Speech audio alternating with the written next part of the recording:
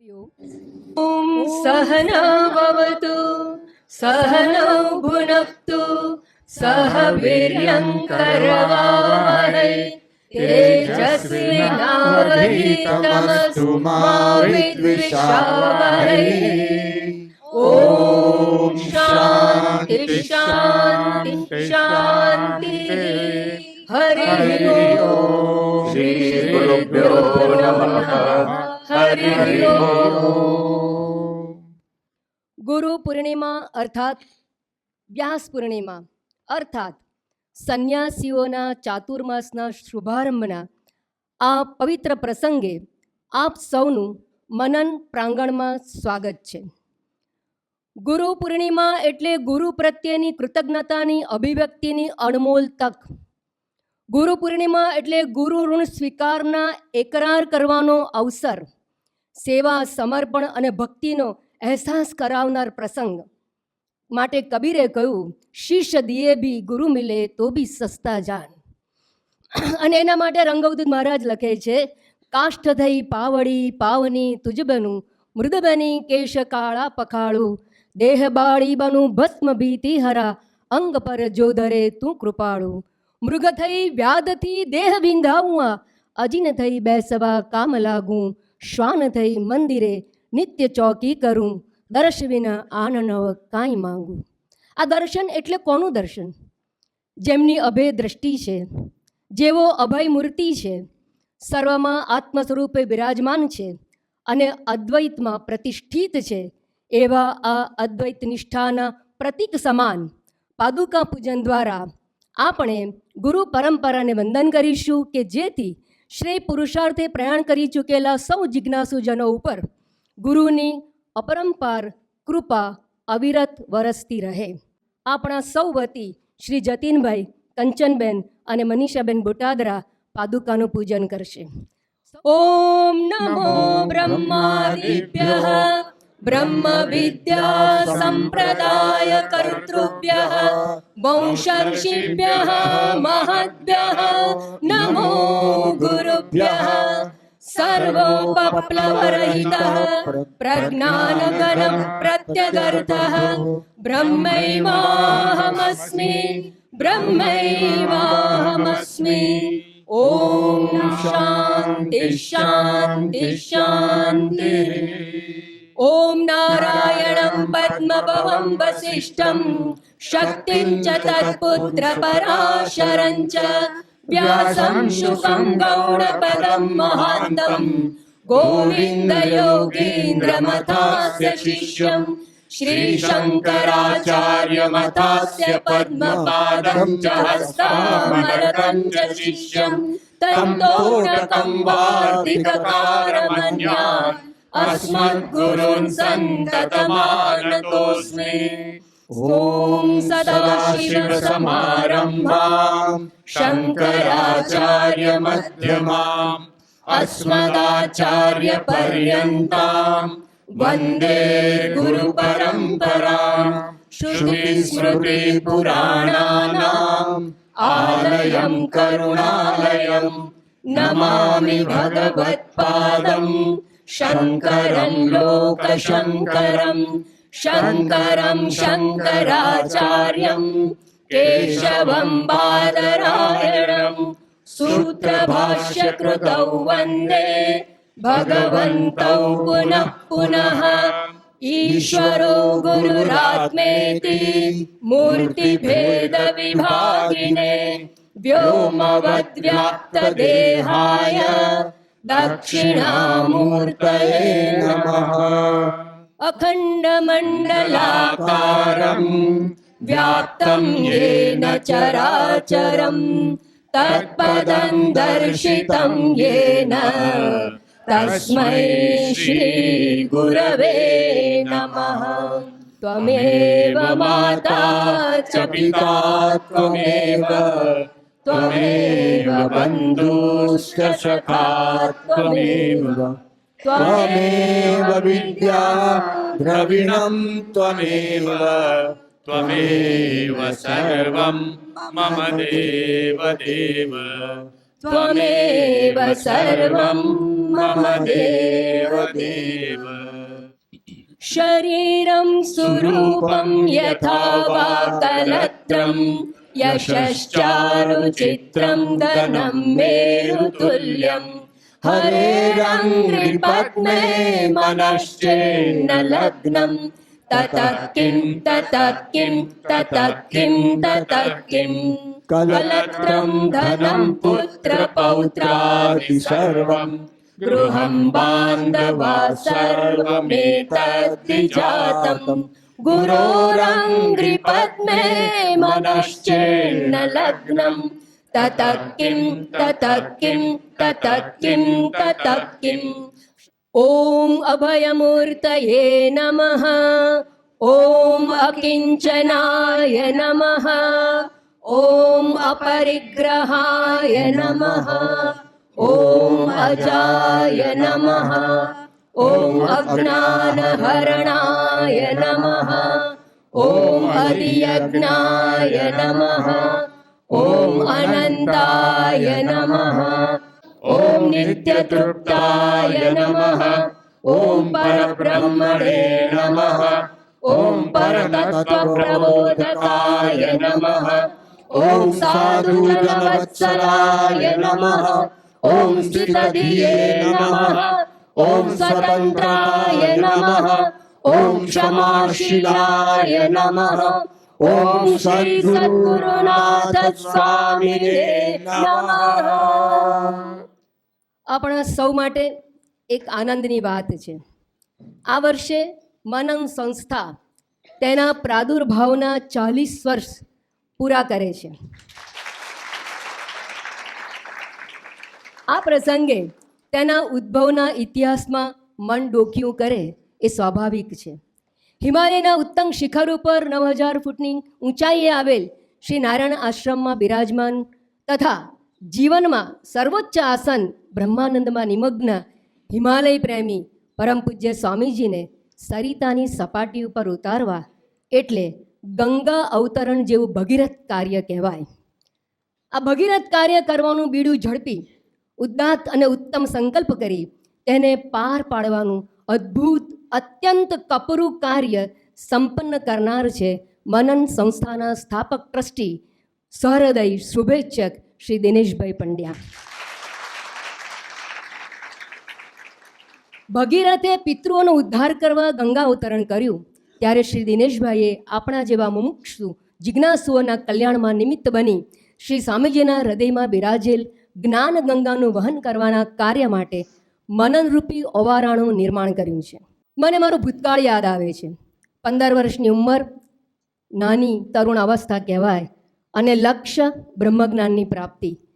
સ્વામીજીથી પ્રેરાયેલ અમે એમને પૂછીએ તો કહે કે આ આશ્રમ મારો નથી, નારાયણ આશ્રમના ટ્રસ્ટીઓએ એની પરમિશનથી હું રહું છું, એટલે અહીંયા તો તમને રાખીને ભણાવી શકું નહીં. ઋષિકેશના મહાત્માઓને મળવાનું થયું તો એમણે કહ્યું કે બહેનો માટે વિદ્યાભ્યાસ માટે દરવાજા બંધ છે, અને તે વખતે મારે ચિન્મય મિશનમાં અંગ્રેજી ભાષામાં અભ્યાસ કરવા માટે જવાની ફરજ પડી. છેવટે મારા પછી આવનારા મારા જેવા મુમુક્ષુ જિજ્ઞાસુઓને મારી જેવી મનોવ્યથામાંથી પસાર ન થવું પડે એને મુક્તિ અપાવવા જાણે કે મનન અસ્તિત્વમાં આવ્યું છે. તે માટે શ્રી દિનેશભાઈ મનન નિર્માણમાં નિમિત્ત બન્યા અને અમારા જ્ઞાન પીપાસુ જેવા જેટલા બ્રહ્મચારીઓ અહીંયા હતા એ બધાના વડીલ વાલી બન્યા છે, અર્થાત ગાર્ડિયન બન્યા હતા. અને દરરોજ નિયમિત દૂધ, શાક, કરિયાણું વગેરે એક દિવસ કોક દિવસ તો બધા આપી જાય, પણ નિયમિત રૂપે વરસાદ હોય, ઠંડી હોય, ગરમી હોય, એમની ગાડી આવી અને આ બધું સપ્લાય કરે એ સામાન્ય તપશ્ચર્યા નથી. અને આવું કાર્ય કરવા બદલ હું પર્સનલી અને સૌ આશ્રમવાસીઓ એ વખતના એ બધા તરફથી એમનો હૃદયપૂર્વક આભાર વ્યક્ત કરું છું. સૌ જિજ્ઞાસુ વતી હું ઋણભારની લાગણી અભિવ્યક્ત કરું છું. મનનના શૈશવકાળની હું સાક્ષી છું. પૂજ્ય સ્વામીજી જ્યારે વહીવટી તંત્રની ચિંતામાં નિમગ્ન હોય અને દિનેશભાઈને એક ફોન કરીએ તો દિનેશભાઈ તરત આવે અને 10 મિનિટમાં એવો ચમત્કાર થાય કે સ્વામીજી નિશ્ચિંત થઈ જાય. સ્વામીજી ચિંતામાં હોય ત્યારે તમને ખબર છે ને કે સ્વામીજી એટલે કોણ?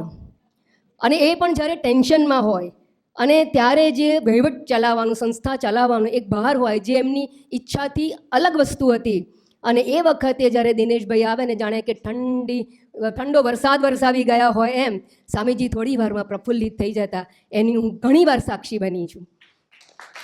જ્યારે જ્યારે જરૂર પડી હોય ત્યારે એમની ગાડી અને ડ્રાઈવર આશ્રમ પરિસરમાં હાજર હોય, ઠંડી હોય, ગરમી હોય. અહીંયા ચોમાસાની અંદર તો 2 દિવસો સુધી લાઇટ ના હોય, ઇલેક્ટ્રિસિટી ના હોય, વારંવાર અહીંયા મોટર બગડી જવાના ચાન્સીસ હોય, અનેક પ્રકારની સમસ્યાઓથી ઘેરાયેલો એ વખતનો સમાજ હતો. અને એ સમયમાં હું અને સ્વામીજી, મને યાદ છે કે ચાલીને જાડેશ્વર જતા ચોકડી પર, અને ત્યાંથી રિક્ષા પકડી અને દિનેશભાઈના ઘરે પહોંચતા સ્નાન કરવા માટે. આજે તમે બધું જ એક સહજતાથી ઉપલબ્ધ થયું છે, એટલે તમને કલ્પના કરવી અઘરી છે. બધું તો શું કહું, પ્રસંગે સમય સંકોચ હોવાને કારણે બધું વાત નથી વાગોળતી, પરંતુ વર્તમાનના એકમેવ સ્થાપક ટ્રસ્ટી શ્રી દિનેશભાઈ પંડ્યાને હું પ્રાસંગિક વક્તવ્ય તથા મનન ચતુર્દશી મહોત્સવના આયોજન સંદર્ભે જે કંઈ વિચાર કરવાની છે એ વિચારણાને રજૂ કરવા માટે આમંત્રિત કરું છું. શ્રી દિનેશભાઈ પંડ્યા. હરિઓમ. શ્રદ્ધેય પૂજ્ય સ્વામીજી, સંન્યાસી વૃંદ, આપ સૌ સાધક સ્વજનો, આજે ગુરુ પૂર્ણિમાના પાવન પ્રસંગે પૂજ્ય સ્વામીજીના સાનિધ્યમાં આપણે સૌને ઉપસ્થિત થવાનો મોકો મળ્યો છે. એ પ્રસંગે પૂજ્ય સ્વામીજીનું અને આપ સૌનું સ્વાગત, અભિવાદન કરતાં ખૂબ આનંદ અને ગૌરવની લાગણી અનુભવું છું. કબીરજીએ યથાર્થ કહ્યું છે કે ગુરુ બિના કોણ બતાવે વાટ. આપણા સદગુરુ આપણી વચ્ચે જ છે, આપણા માર્ગદર્શક છે, અને હર હંમેશ તેમનું માર્ગદર્શન અને રસ્તો આપણને બતાવતા રહ્યા છે. અને આપણું સદભાગ્ય એવું છે કે એમની ઉપસ્થિતિમાં આપણે આ કાર્યક્રમનું આયોજન કરી શકીએ છીએ. ઘણી વખત પૂજ્ય સ્વામીજી હિમાલયના આશ્રમમાં હોય અને અહીંયા ગુરુ પૂર્ણિમા આપણે કરતા હતા, પણ આ એક એવો સરસ પ્રસંગ છે 40 વર્ષનો કે જે દિવસે સ્વામીજીના સાનિધ્યમાં આપણે ગુરુ પૂર્ણિમાનું આયોજન કરી શક્યા છીએ.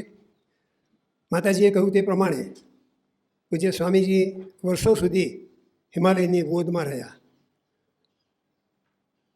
2 ઓક્ટોબર 1972 પૂજ્ય સ્વામીજીએ ગૃહત્યાગ કર્યો.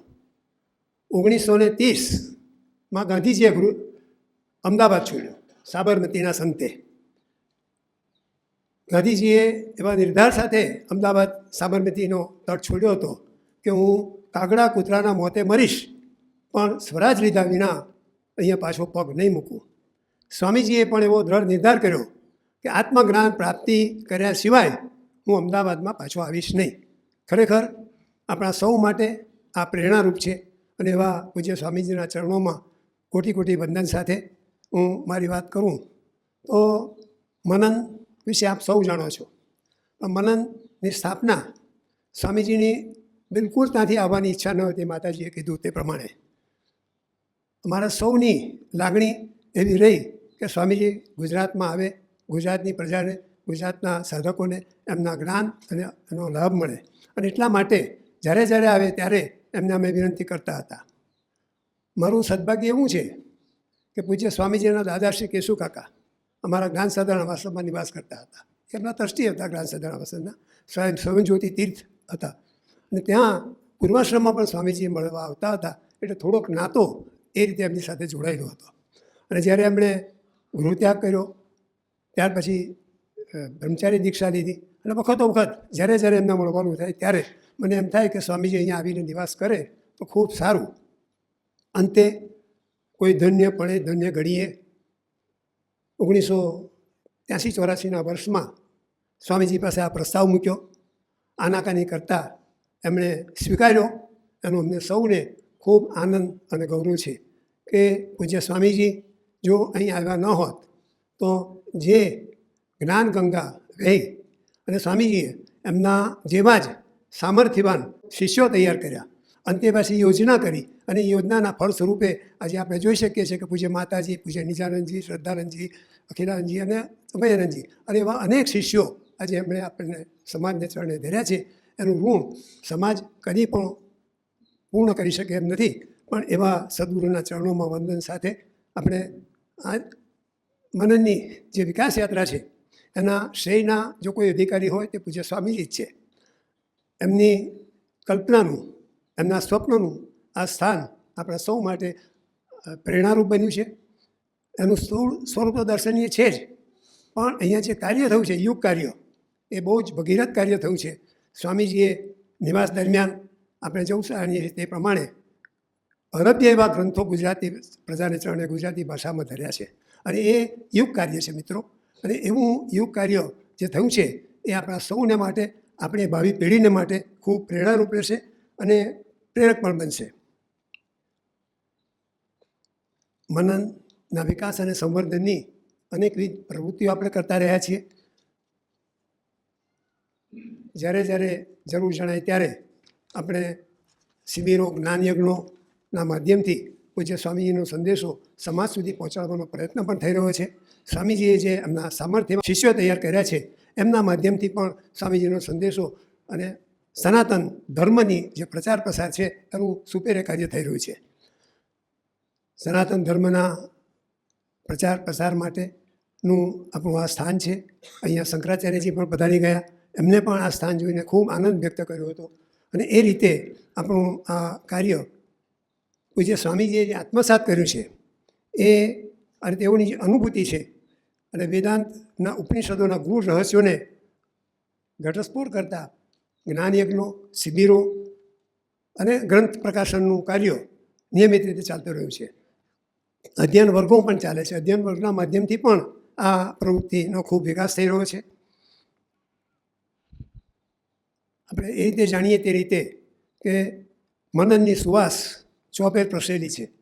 સ્વામીજીના ગ્રંથોના માધ્યમથી માત્ર ગુજરાત કે ભારત નહીં પણ વિશ્વમાં પણ એની ખૂબ ખૂબ માગ રહે છે. અને વર્ષ દરમિયાન અમે જોઈએ છીએ કે વિદેશમાંથી પણ આપણા પુસ્તકોનું માગણી થતી હોય છે. કોઈ પણ લેખક અને પ્રકાશક માટે પોતાનું પુસ્તક કેમ વધે આગળ, કેમ એની બીજી આવૃત્તિ કરવી પડે એવો વિચાર કરતા હોય છે. એ સમયે પણ આપણે જોઈએ તો સ્વામીજીનું ભગવદ્ ગીતાનું જે અરબ્ય પુસ્તક છે એની 10-10, 12 આવૃત્તિઓ આપણે કરવી પડી છે. એ આપણા સૌને માટે અને સ્વામીજી માટે ગૌરવપ્રદ બાબત છે. આપણા ગ્રંથોને તો ગુજરાતના ખ્યાતનામ સાહિત્યકાર અને શિક્ષણવિદ માની યશવંતભાઈએ તો એને ગુજરાતી ભાષાનું ઘરેણું જણાવ્યું છે. અને સાહિત્ય અકાદમીએ, સાહિત્ય પરિષદે પણ એને અભિભૂત કર્યા છે. તો આવા અનેક ગ્રંથો આપણને પ્રાપ્ત થયા એ પૂજ્ય સ્વામીજીની આપણની કૃપા છે. અને એ રીતે આપણે સૌ આજે 40 વર્ષ પૂરા થયા છે ત્યારે એની ઉજવણીના સંદર્ભે ભેગા થયા છે. ત્યારે ગુરુ પૂર્ણિમાનો પ્રસંગ છે અને વર્ષ દરમિયાન વિવિધ કાર્યક્રમોનું આપણે આયોજન કરતા રહીશું. પૂજ્ય સ્વામીજીના પરામર્શ કરી એમની આજ્ઞાથી કેટલાક કાર્યક્રમોનો વિચાર કર્યો છે. આપની સમક્ષ પ્રસ્તુત કરું છું અને આપ આપના સૂચનો પણ આપશો અને એમાંથી કંઈક આપણે વર્ષ દરમિયાન વિવિધ કાર્યક્રમોનું આયોજન કરી શકીશું. સૌપ્રથમ તો મેં આપને કહ્યું તે પ્રમાણે જે ગ્રંથ પ્રકાશન છે આપણું અને 36 જેટલા ગ્રંથો જે અહીંયા મૂક્યા છે એ ગ્રંથોનો એક સંપુટ કરી અને ગુજરાતમાં અને ગુજરાતની બહાર જ્યાં જ્યાં જરૂર ત્યાં ગ્રંથાલયો એટલે પુસ્તકાલયોમાં, શાળાઓમાં, કોલેજોમાં આપણે પહોંચાડવાનો એક પ્રકલ્પ હાથ ધર્યો છે આ વર્ષે આ દરમિયાન 40 વર્ષની ઉજવણી, ચતુર્થ દશાબ્દી ઉજવણી દરમિયાન. અને એ રીતે આ પુસ્તકોની આમ મૂલ્ય જોઈએ તો અમૂલ્ય પુસ્તકો છે, પણ તેમ છતાંય આપણને જે છપામણી વગેરેનો જે ખર્ચ બધું થતું હોય છે એ જોતાં લગભગ 7,000 રૂપિયાના પુસ્તકો થાય છે. પણ પૂજ્ય સ્વામીજીની અનુમતિથી અને એમની સંમતિથી આ પુસ્તકો માત્ર 2,500 રૂપિયામાં આપણે એનો સંપુટ તૈયાર કરી અને આપીશું. અને એને માટેની યોજના એવી વિચારી છે કે કોઈ પણ સાધક પોતે પણ પ્રાપ્ત કરી શકે, પોતાના સ્વજનોને પ્રસાદી રૂપે પણ આપી શકે, પોતાના વિસ્તારની શાળા, કોલેજ, ગ્રંથાલય એમાં પણ આપી શકે. અને એ રીતે આ ગ્રંથોનું આપણે સંપુટ બનાવીને સમાજ સુધી પહોંચાડવાનો પ્રયત્ન કરીએ છીએ. ગુજરાતમાં લગભગ 46 જેટલી પાઠશાળાઓ છે. એ પાઠશાળાઓને પણ આ સંપુટ આપણે પહોંચાડવાનું એક પ્રકલ્પ લીધો છે. અને એ રીતે માત્ર 2500 રૂપિયામાં આ સંપુટ તમને ફૂલ બેગમાં તૈયાર થઈ અને જ્યારે આપણે 40 વર્ષની ઉજવણીનો કાર્યક્રમ રાખીશું ત્યારે અથવા તે પહેલાં તમને પહોંચાડવામાં આવશે. જે મિત્રો સ્વજનો ગ્રંથનું આ સંપુટ લેવા ઈચ્છતા હોય તેઓ ઓફિસમાં નામ નોંધાવી દેશે તો અમને ખૂબ સરળતા રહેશે. આ ઉપરાંત એક સ્મૃતિ અંક 40 વર્ષ ચતુર્થ દશાબ્દીના સંદર્ભમાં આપણે પ્રકાશિત કરવાનું નક્કી કર્યું છે. પણ આ સ્મૃતિ અંકમાં કોઈ લેખ અમારે નથી જોઈતા, પણ આપણા પ્રતિભાવો, આપણા સાધકો, આપણા સંન્યાસીઓ, આપણા સ્વામીજીના શિષ્યો અને સમાજમાં જેમને જેમને આનો કંઈક પ્રતિભાવ પ્રાપ્ત થયો છે, જેમને આનું અનુભૂતિ થઈ છે, એના પ્રતિભાવ મેળવવામાં આવનાર છે. આપ સૌને પણ એમાં પ્રતિભાવ પ્રસ્તુત કરવા આપવા વિનંતી છે. 30મી ઓગસ્ટ 2026 સુધીમાં આપના પ્રતિભાવો મનન કાર્યાલય પર પહોંચાડવાના રહેશે કે જેથી કરીને ડિસેમ્બરમાં જ્યારે આપણે ચતુર્થ દશાબ્દીના કાર્યક્રમનું આયોજન કરીએ ત્યારે એ ગ્રંથ આપના કરકમોમાં મૂકી શકાય એવું એક આયોજન છે. અને આ માટે આપ સૌને આપના પ્રતિભાવો પ્રસ્તુત કરવા આપવા મારી આગ્રહભરી વિનંતી છે. આ સાથે આ ગ્રંથનું સૌજન્ય આપણે કોઈ એક વ્યક્તિ પાસે લેવા નથી માગતા, પણ પૃષ્ઠ સૌજન્યનું આયોજન કર્યું છે.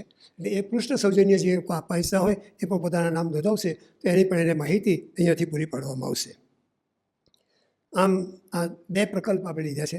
ત્રીજો જે કાર્યક્રમ વિચાર્યો છે તેમાં સ્નેહ મિલનના કાર્યક્રમો કે મનન સાથે સંકળાયેલા સ્વામીજીના શિષ્યો આ મનન સંકુલમાં જેમણે પોતાનું યોગદાન આપીને રૂમમાં પ્રાપ્ત કરી છે તેવા સ્વજનો, જે લોકોએ જ્ઞાનયજ્ઞનું આયોજન કર્યું છે, જ્ઞાનયજ્ઞના સૌજન્યદાતા બન્યા છે, ગ્રંથના સૌજન્યદાતા બન્યા છે, અને એક યા બીજી રીતે પ્રત્યક્ષ આ પરોક્ષ રીતે જે સ્વજનોએ આમાં સહયોગ કર્યો છે એવા સૌ મિત્રોનું એક સ્નેહ મિલન પૂજ્ય સ્વામીજીના સાનિધ્યમાં ડિસેમ્બર માસની 27મી તારીખે યોજવાનું આયોજન કર્યું છે.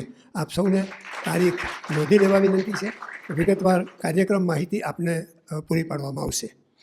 આ વર્ષે દર વર્ષે આપણે જે શિબિરનું આયોજન કરીએ છીએ ડિસેમ્બર માસમાં, એ શિબિર પણ આ વર્ષે 19 થી 27 ડિસેમ્બરના દિવસોમાં રાખવાનું આયોજન છે અને એના માટેના પણ આપ નામ નોંધાવશો એવી આપને સૌને વિનંતી છે. આ બાબતમાં વધુ કોઈ માહિતી આપણે જોઈતી હોય તો કાર્યાલયમાંથી મળી શકશે. મિત્રો, આપણે જે મેળવીએ છીએ એ જીવન માટે છે, જીવિકા માટે છે, પરંતુ આપણે જે આપીએ છીએ એ આપણું જીવન એનાથી ઘડાય છે. અને મનનનો ઉદ્દેશ અધ્યાત્મનો પ્રચાર પ્રસાર કરવો, શિક્ષણના અધ્યાત્મના માધ્યમથી સમાજનું ઉત્થાન કરવું, સમાજમાં સૌ કોઈ શ્રેયના માર્ગે, કલ્યાણના માર્ગે પ્રસ્થાન કરે એ એનો મુખ્ય ઉદ્દેશ છે. અને એ ઉદ્દેશની પરિપૂર્તિ માટે સ્વામીજી સતત ચિંતનશીલ રહે છે, પ્રયત્નશીલ રહે છે, અનેકવિધ કાર્યક્રમોનું આયોજન કરતા રહે છે. તો આ 40 વર્ષની જ્યારે ઉજવણી થઈ ત્યારે આખા વર્ષ દરમિયાન આપ બીજા કોઈ સૂચનો કરશો તો એનું પણ ટ્રસ્ટી મંડળ અને સ્વામીજી સાથે પરામર્શ કરી અને અમલ કરવાનો પ્રયત્ન કરવામાં આવશે. આપ સૌએ 15 મિનિટ જેટલો સમય આપનો લીધો છે, ક્ષમા કરજો. પૂજ્ય સ્વામીજીના આશીર્વાદ આજે પ્રાપ્ત કરવાના છે અને તે સમયે આ થોડોક સમય લીધો તે માટે આપની ક્ષમા ચાહી મારી વાણીને વિરામ આપું. હરિઓમ તત્સત.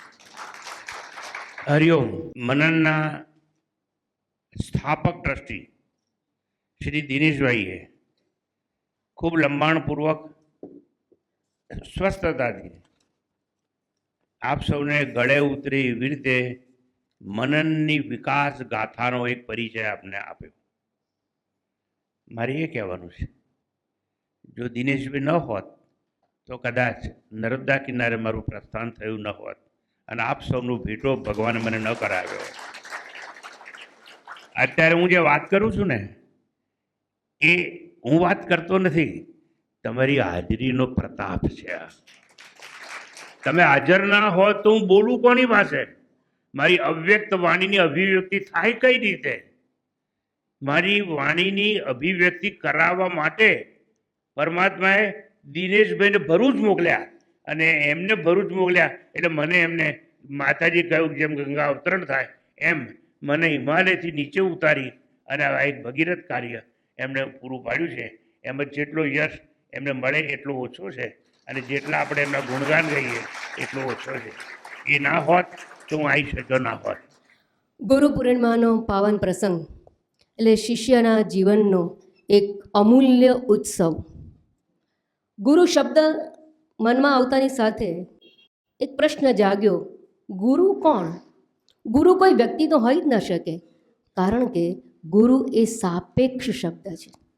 પિતા કોઈ વ્યક્તિ ન હોઈ શકે, એ પુત્રની સાપેક્ષમાં હોઈ શકે, એમ ગુરુ કોઈ વ્યક્તિ ન હોઈ શકે, એ શિષ્યની સાપેક્ષમાં જ હોઈ શકે છે. એ સાપેક્ષ શબ્દ છે. એટલે સ્વામીજી જો ગુરુ સ્થાને હોય તો આપણે સૌ એમના શિષ્ય સ્થાને બિરાજમાન છીએ. અને સ્વામીજીએ આપણને સૌને બિરદાવ્યા કે તમારી ઉપસ્થિતિ ન હોય તો હું કોને વાત કરું. ને એટલું જ નહીં, આપણી ઉપસ્થિતિ ના હોય તો સ્વામીજી ગુરુ પણ ન થયા હોત. જ્યાં સુધી અર્જુને પ્રશ્ન ન પૂછ્યો ત્યાં સુધી કૃષ્ણ પરમાત્મા ગુરુ જગત ગુરુ બન્યા નથી. એમ આપણે બધા છીએ, માટે સ્વામીજી આપણા સદગુરુ બન્યા છે. ગુરુ કોને કહેવાય? મેં હૃદયને ખંખોળ્યું તો ઉત્તર મળ્યો, ગુરુ એટલે તે કે જે ત્યાગ વૈરાગ્યના વૈભવથી શિષ્યને શણગારે, શિસ્તના તાપમાં તપાવી, શાસ્ત્રના ગુઢાર્થને સમજાવી, શિષ્યને જ્ઞાનાગ્નિના તેજથી તેજસ્વી બનાવે, એષણા ત્રયના ઉચ્છેદની કળા શીખવે, બ્રહ્મવિદ્યા પ્રદાન કરી ભય, દુઃખ, ચિંતા, તાપ, સંતાપ, વિલાપ, આદિ વ્યાધિ ઉપાધિરૂપી મોતના સામાનનો અવિદ્યારૂપી મૂળ સહિત નાશ કરે, એનું નામ ગુરુ. જે શિષ્યના હૃદયમાં પદ્માસને બિરાજમાન છે અને ચારેય વેદોના તાત્પર્યના ઉપદેષ્ટા હોવાથી ચતુર્મુખ બ્રહ્માજી સ્થાને કહેવાયા. શિષ્યના ભવચક્રના સંહાર માટે શાસ્ત્રના સુરથી સર્જાયેલ સુદર્શન ચક્રધારી વિષ્ણુજી કહેવાયા. સંસાર શૂળના સંહાર માટે, સંસાર શૂળના ઉન્મૂલન માટે વાઘ બાણરૂપી ત્રિશૂલને ધારણ કરનારા મહેશ્વર કહેવાયા. માટે કહ્યું ગુરુ બ્રહ્મા, ગુરુ વિષ્ણુ, ગુરુદેવો મહેશ્વર. આ અત્યાર સુધીનો પરિચય ગુરુ શબ્દ માટે થયો. એ તો સદગુરુને લાગુ પડે જ, પણ વિશેષ રીતે જોઈએ તો પૂજ્ય સ્વામીજી, ગુરુ સ્થાને રહેલા સ્વામીજી એટલે કોણ? અમારા જેવા હજારોની જીવન દશા અને દિશા બદલાવનારા, અમારા જીવન વૃક્ષની ડાળી ઉપર વિકસેલા, નવપલ્લવિત થયેલા, મહેકતા પુષ્પોથી રમણીય બનેલા, દર્શનીય બનેલા જીવન વૃક્ષના અડીખમ મૂળ સમાન છે. મારે કોઈ શિષ્ય નહીં, આ સાંભળવા જેવું. મારે કોઈ શિષ્ય નહીં, હું કોઈનો શિષ્ય ચોક્કસ છું. મારે કોઈ આશ્રમ નહીં, દેહ મારો મોબાઈલ આશ્રમ છે. આવા જીવન સૂત્રને અપનાવી ચૂકેલા એમના પ્રવચનોમાં અનેક વાર મેં સાંભળ્યું છે. જ્યારે જ્યારે એમની પાસે ભણવાની વાત કરી ત્યારે એમણે આ વાત ઉચ્ચારી છે અને એમણે કહ્યું છે કે મારે કોઈ શિષ્ય નહીં, હું કોઈનો શિષ્ય ચોક્કસ છું. એવા સૂત્રને અપનાવી ચૂક્યા હોવા છતાં જેઓએ અપરંપાર કરુણા દાખવી આપણા સૌ માટે વેદાંત વિદ્યાલય એવા મનનનું સર્જન કર્યું, સંવર્ધન કર્યું, સુરક્ષણ કર્યું. આપણા મનનના પ્રાણ સમાન વિધાતા, પ્રણેતા, ત્રાતા એવા પૂજ્ય સ્વામીજી કેવા છે? શબ્દ જેમનો શ્વાસ છે, ગીતાજી જેમનો વિશ્વાસ છે, સાક્ષાત્કાર જેમની તલાશ છે, અને ઉપનિષદ જેમનો પ્રકાશ છે, અને અદ્વૈત અભેદ જેમની દ્રષ્ટિ છે, એવા સદગુરુ પૂજ્ય સ્વામીજીને જીવન ઉજાગર કરનારા, શ્રેય માર્ગે અમૃત સમાન વરસાવનારા વચનોનું ઉદ્બોધન કરે તેવી ચરણારવિંદમાં નમ્ર પ્રાર્થના કરું છું. પૂજ્ય સ્વામી. સહના ભવતુ એવો શાંતિ પાઠ કરીએ અને ત્યારબાદ હું મારી અવ્યક્ત વાણીને અભિવ્યક્ત કરવા માટે માતાજીની પ્રાર્થનાથી શુભારંભ કરીશ. શાંતિ પાઠ. ઓમ સહના ભવતુ સહનૌ ભુનક્તુ સહ વીર્યં કરવાવહૈ તેજસ્વિનાવધીતમસ્તુ મા વિદ્વિષાવહૈ. ઓમ શાંતિ શાંતિ શાંતિ. હરિ ઓમ. શ્રી ગુરુભ્યો નમઃ. હરિ ઓમ. ગુરુ પૂર્ણિમા મહોત્સવ અને એનો પ્રારંભ પાદુકા પૂજનથી થયો. શા માટે? પાદુકા એટલે શું? એ તો લાકડું છે, પણ એ માત્ર લાકડું નથી.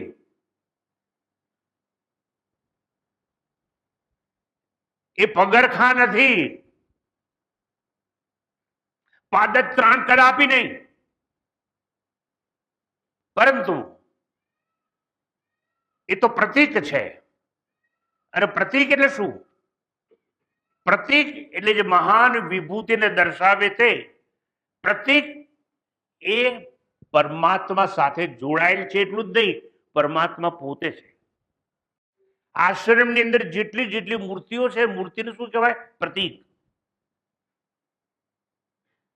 પ્રતીક છે એની પૂજા નથી કરવાની, પ્રતીક દ્વારા પરમાત્માની પૂજા કરવાની.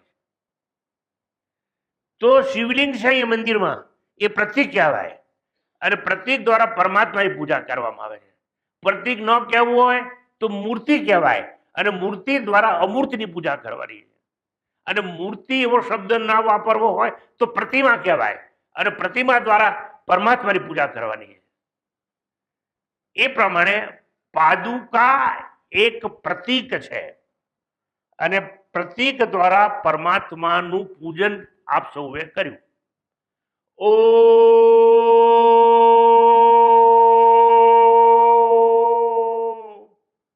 આ ઓમ શું છે? પરમાત્માનું પ્રતીક છે. અ પ્લસ ઉ પ્લસ મ એટલે બ્રહ્મા, વિષ્ણુ અને મહેશ, ક્રિએટર, સસ્ટેનર એન્ડ ડિસ્ટ્રોયર. આ ત્રણેયને સમજાવવા માટે ઓમ પ્રતીક છે. એટલે કોઈ પણ મંત્ર બોલતી વખતે પહેલા શું બોલવું જોઈએ? ઓમ. ઓમ બોલ્યા વગર કોઈ પણ મંત્ર બોલાય તો અર્થહીન થઈ જાય. તો મારે તમને એ કહેવું છે કે પાદુકા પૂજનનો પ્રસંગ આવ્યો ક્યાંથી? ભારત વર્ષની અમર વૈદિક પરંપરામાં સનાતન ધર્મના પ્રારંભમાં પાદુકા પૂજન છે. આપણા બે મહાન મહાકાવ્ય કહેવાય. 4 મહાવાક્ય છે અને 2 મહાકાવ્ય છે, રામાયણ અને મહાભારત. તો રામાયણનો એક પ્રસંગ છે કે જ્યાંથી પાદુકા પૂજનનો શુભારંભ થયો. મારા છોકરાને રાજગાદી મળે અને આ રામને 14 વર્ષનો વનવાસ. કઈ એમ દશરથ રાજા પાસે પ્રસ્તાવ મૂક્યો. અંતે લાંબી વાત કરતો નથી કારણ કે મારે રામાયણની કથા કરવાની નથી, પણ એટલું જ કહું છું કે રામજી વનવાસ જાય છે. સીતાજી કહે છે હું પાછળ આવીશ. લક્ષ્મણ કહે છે તમારી બેની રક્ષા માટે તમે રાતના સુઈ જતા હશો તો પર્ણકુટીની આગળ હું ચોકી ભેરો કરીશ. એમ કરી અને રામ વનવાસનો પ્રસંગ આખો તમને વધારે ખબર છે મારા કરતા, એટલે અસ્થાન રાખું છું. પણ ભરતજી પાછળ પાછળ જાય છે. કોણ? ભરત. જેમાં કાનો માત્ર રસોઈ રીગે કઈ નથી એવો ભરત.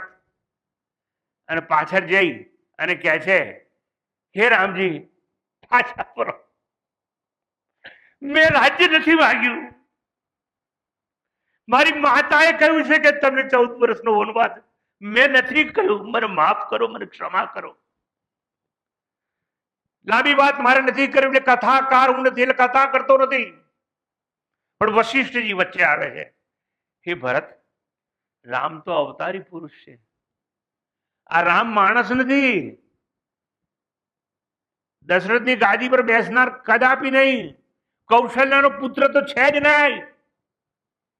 રામ અવતારી છે. એને મનુષ્ય દેહ ધારણ કર્યો છે. એટલે ભગવાને મનુષ્યનો દેહ ધારણ કર્યો અને દેહ ધારણ કર્યો એનું એક વિશેષ કારણ છે. એ ભગવાન રામનો જન્મ ના કહેવાય અને મારો જન્મ કહેવાય, તમારો જન્મ કહેવાય તો તમારે મોત છે, મારે મોત છે અને દુઃખ અને દર્દ ભર્યું જીવન પણ તમારે મારે છે અને છે. આ વશિષ્ઠજી વચ્ચે આવે છે ને કહે છે રામનું પ્રાગટ્ય થયું છે અને જે અવતારી હોય એનું પ્રાગટ્ય થાય, વિશેષ કામ માટે આવે અને એ કાર્ય પૂરું થઈ જાય એટલે એ અંતર ધ્યાન થઈ જાય.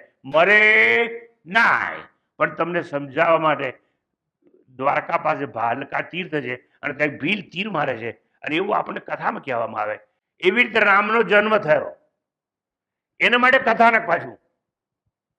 શ્રવણના મા બાપે શ્રાપ આપ્યો. દશરથને આઘાત તો લાગ્યો પણ અંદરથી શાંતિ હતી કારણ કે 3 રાણી હતી, સંતાન નહોતું. એટલે સંતાન તો થશે ને, આનંદ. આને કહેવાય પુણ્ય પ્રકોપ. અને આ પુણ્ય પ્રકોપ કરનાર જે હોય એને સદગુરુ એવું નામ પણ આ સમાજમાં આપવામાં આવે છે. આપણે સમજતા નથી. એટલે દેહ ધારણ કરીને આવ્યા છે. આ વશિષ્ઠજી ભરતને સમજાવે છે અને એમ એક કામ કર ભરત, આ રામ અવતારી છે અને વિશેષ કાર્ય રાવણની હત્યા માટે અને ઋષિમુનિ યજ્ઞ કરતા તેમાં હાડકા નાખનાર જે લોકો હતા એ લોકોના નાશ માટે આવ્યા છે અને એવું ભગીરથ કાર્ય કરવાનું છે એમને અને એટલા માટે આવ્યા છે. એટલે તું રામને વનવાસમાં જવા દે, રામને વનમાં જવા દે, પણ તું એક કામ કર, રામની પાદુકા લઈ જા. આ પાદુકા પૂજનના પ્રસંગ બધી કહું છું.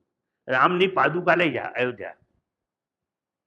પણ કઈ કઈ એવી યોજના કરી હતી કે આ ભરત છે રખે ને આ અયોધ્યાનું રાજ પડાઈ લે, એટલે કે પાદુકા તો ત્યાં રાખવાની, પણ તારે નંદીગ્રામ કરીને એક જગ્યા છે ત્યાં રહેવાનું, ત્યાં રહેવાનું. અને પાદુકા છે એ પ્રતીક છે. પ્રતીક એટલે પરમાત્માનું પ્રતીક. પરમાત્મા સ્વયં છે. એટલે રામના નામે તું રાજ્ય ચલાવજે. અને એને 14 વર્ષ સુધી રામ રાજ્ય ચલાવ્યું. હું શું કહેવા માંગુ છું?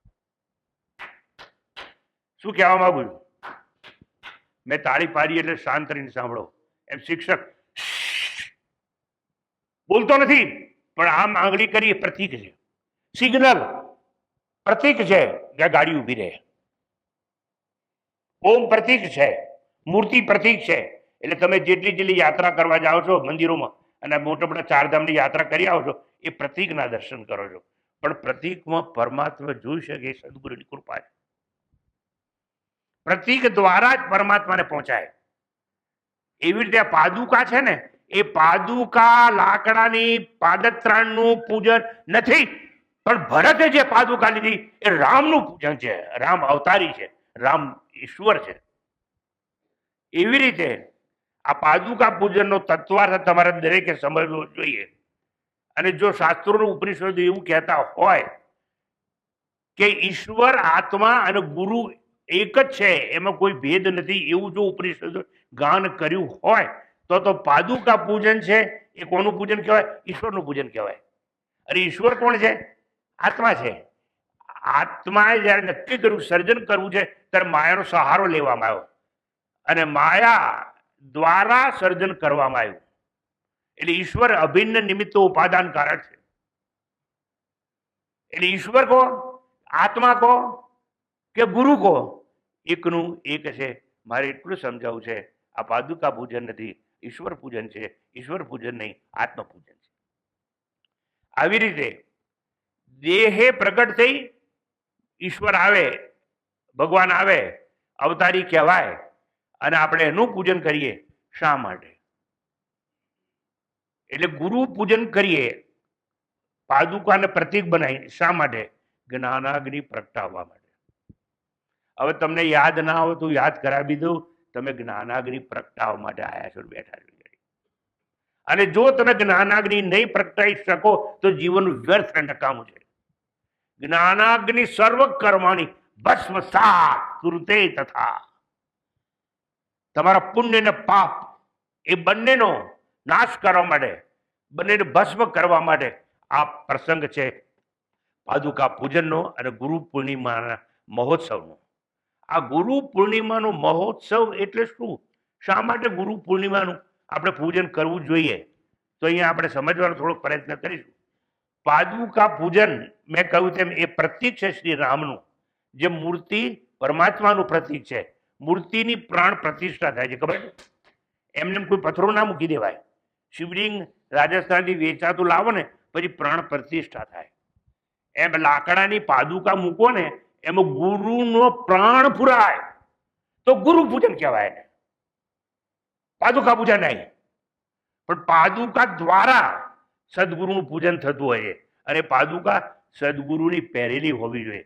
એટલે અહીં જે પૂજન થયું ને એક દયાનંદજીની પાદુકા હતી, એક બીજે કોઈ ગુરુની પાદુકા હતી.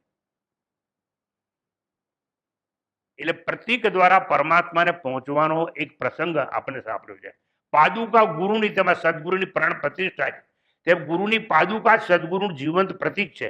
એટલા માટે ગુરુ, ઈશ્વર અને આત્મા અભેદ છે. એટલે આત્મ પૂજન કહો તો પણ ચાલે, ઈશ્વર પૂજન કહો તો પણ ચાલે, ગુરુ પૂજન કહો તો પણ ચાલે અને પાદુકા પૂજન કહો તો પણ ચાલે. બધું એકનું એક જ છે. પાદુકામાં પણ ઈશ્વર અને આત્મા છે ખરા, પણ અવ્યક્ત રૂપે છે, અસ્તિત્વ રૂપે છે. આ ચશ્માનું ખોખું દેખાય છે કે નહીં? આ દેખાય છે કે નહીં? આ શું છે? આ શું છે? બોક્સ છે, પણ ચશ્માનું ખોખું છે ને. આ ચશ્માનું ખોખું છે એવું તમે કહો છો કે આ ખોખું બોલે? ખોખું નથી બોલતું, એ તો છે એટલે અસ્તિત્વમાં છે. અને આત્મા અસ્તિત્વમાં છે એટલે સતમાં છે, ચૈતન્યમાં, અવેરનેસ કે કોન્શિયસનેસ એમાં છે, એટલે એને ચિત્ત કહેવામાં આવે છે. અને જ્યારે અસ્તિત્વ ચૈતન્ય બની જાય ત્યારે આનંદ પ્રગટ થાય એટલે એને સતચિત આનંદ કહેવામાં આવે છે. ટૂંકમાં મારે તમને એટલું સમજાવું હતું કે આ લાકડાનું ખોખું છે પણ પોતે કહેતું નથી કે લાકડાનું ખોખું છે. બસ એવી રીતે સમજવાનું કે લાકડાની જે પાદુકા જેનું પૂજન કર્યું ને એમાં સત છે. ઇટ એક્ઝિસ્ટ, એક્ઝિસ્ટન્સ એટલે સત, which exist in all 3 period of time. એટલે જે ત્રણેય કાળે છે, જન્મ પહેલા હતું, જીવંત છે અને મૃત્યુ પછી પણ રહેશે. એટલે માત્ર પાદુકા પૂજન નથી આ, પણ પાદુકા તો પ્રતીક છે, પણ એ પરમાત્માનું પૂજન આપણે કર્યું. એટલે ટૂંકમાં મારે તમને એટલું જ કહેવું છે કે જેટલી જળ વસ્તુઓ છે ને એમાં અસ્તિત્વ રૂપે, અવ્યક્ત રૂપે પણ પરમાત્મા તો છે. કૃષ્ણ ભગવાને એવું કહ્યું ગીતામાં કે હું બધામાં છું પણ અસ્તિત્વ રૂપે છું, અવ્યક્ત રૂપે છું, મુજથી જગત વ્યાપ્ત છે. એટલે હું નામીમાં અનામી છું, સાકારમાં નિરાકાર છું, હું જળમાં ચેતન છું. તો પાદુકા જળ હોય તો પણ હું સદગુરુ ચેતન રૂપે અંદર છું. એટલે તમારે છે ને એવું નહીં સમજવાનું કે લાકડાની પાદુકાનું પૂજન છે, શેનું પૂજન કર્યું છે એનું આપણે ખ્યાલ હોવો જોઈએ.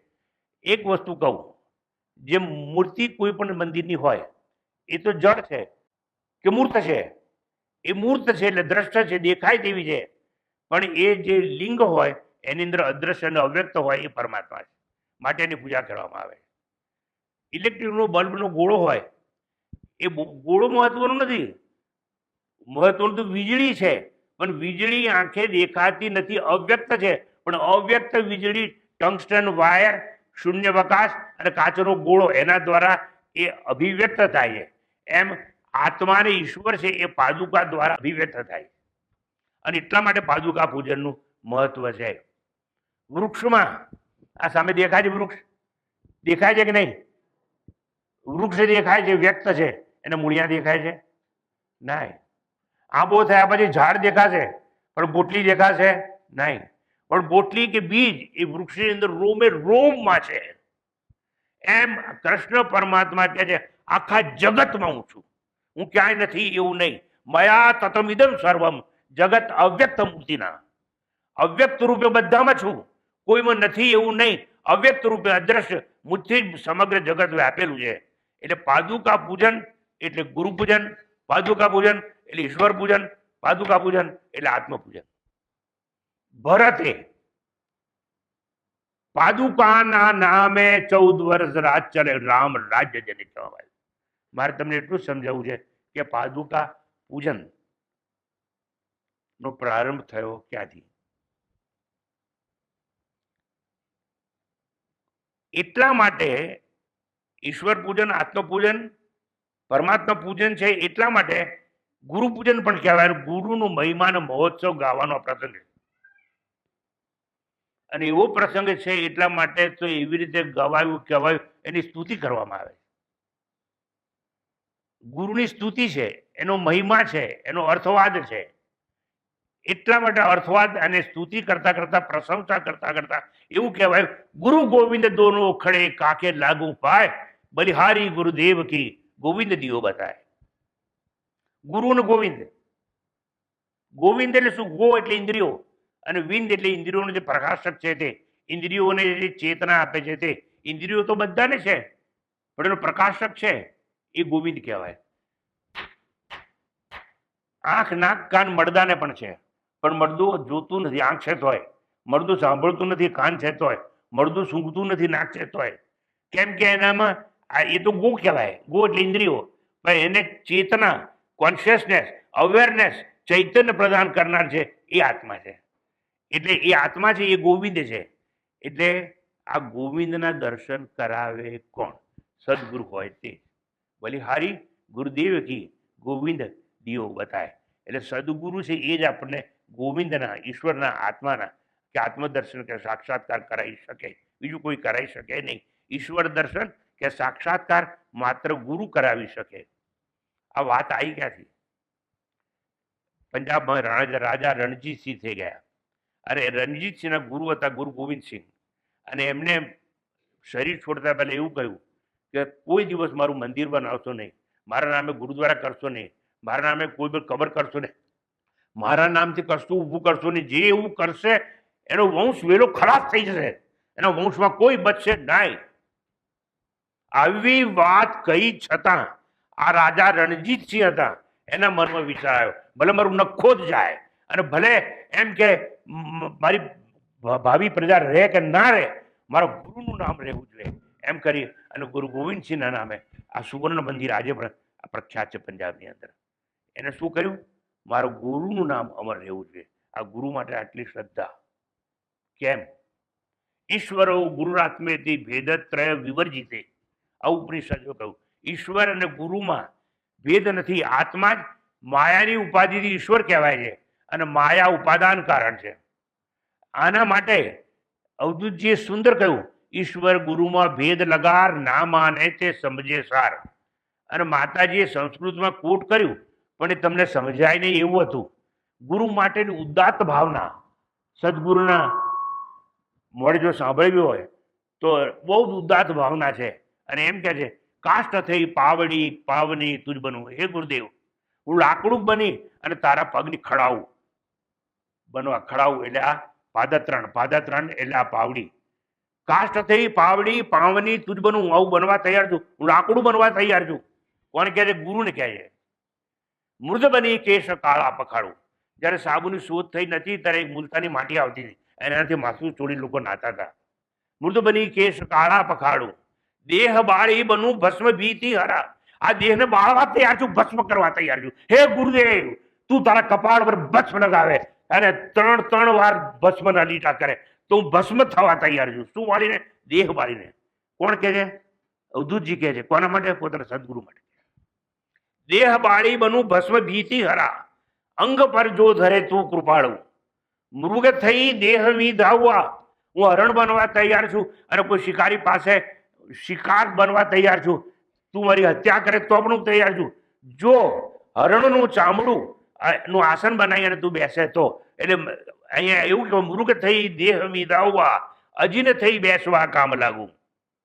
અને અંતે કહે છે, શ્વાન થઈ મંદિરે નિત્ય ચોકી કરું, દર્શ વિના આણ નવ કાંઈ માગું. હું કૂતરો બનવા તૈયાર છું. સદગુરુ માટે કેટલી ઉદાત્ત ભાવના. અને ખાલી તારા મંદિર આગળ બેસી કંઈ માગીશ નહીં, હું તારી ચોકી કરીશ, એટલું જ અહીંયા સદગુરુની સ્તુતિ માટે કહેવામાં આવ્યું. કેમ? આ ગુરુ મહિમાનો ઉત્સવ છે માટે. ગુરુનો મહિમા ગાતા ગાતા માણસ થાકી જાય. આ દુનિયા છે ને અડધી બેભાન થઈ જાય, એટલું બધું લખાયું છે. સબ ધરતી કાગજ કરું લેખી ની વંદરાય. આખી ધરતીનો કાગળ બનાવી દો, એટલો મોટો કાગળ બનાવી દો. 7 સમુદ્ર કી મસી કરું ગુરુ ગુણ લિખાન જાય. અને એની આગળ એમ કહ્યું આપણને, સબ ધરતી કાગજ કરું લેખીની વંદરાય. આખા જેટલા જંગલો છે એની કલમ બનાવું, આખી ધરતી જેટલો મોટો કાગળ બનાવું, અને તમામ વૃક્ષોની કલમ બનાવું, અને 7 સમુદ્રોની સહી બનાવું. તો પણ કે છે ગુરુના ગુણગાન છે ને એ પૂરા થાય એમ નથી. આવી ગુરુની સ્તુતિ કરવામાં આવી. અને યતન બિસ્કી બેલરી. યતન આ શરીર, બિસ્કી બેલરી વેલ છે, ઝેરની વેલ છે. યતન બિસ્કી બેલરી ગુરુ અમૃત કી ખાન. આ ગુરુ તો અમૃતની ખાણ છે. શીશ દિએ ભી ગુરુ મિલે તો ભી સસ્તા જાન. માથું આપતા જો ગુરુ મળતો હોય ને તો સસ્તો સમજશે. પણ માથું આપવાની વાત તો જવા દો ને. ગુરુ માટે આજે શું નોછાવર કરવું એ જ લોકોને ખબર નથી.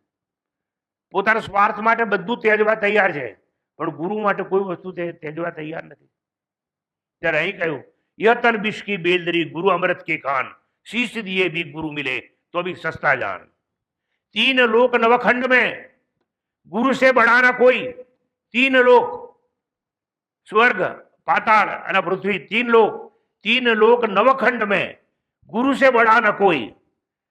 करता कर न કરી શકે ગુરુ કરે સો હોય। તમારું ધાર્યું કઈ નહીં થાય, એ તો ગુરુની કૃપા તમારા ઉપર હશે ને તો ગુરુ કરશે એ જ સાચું થશે।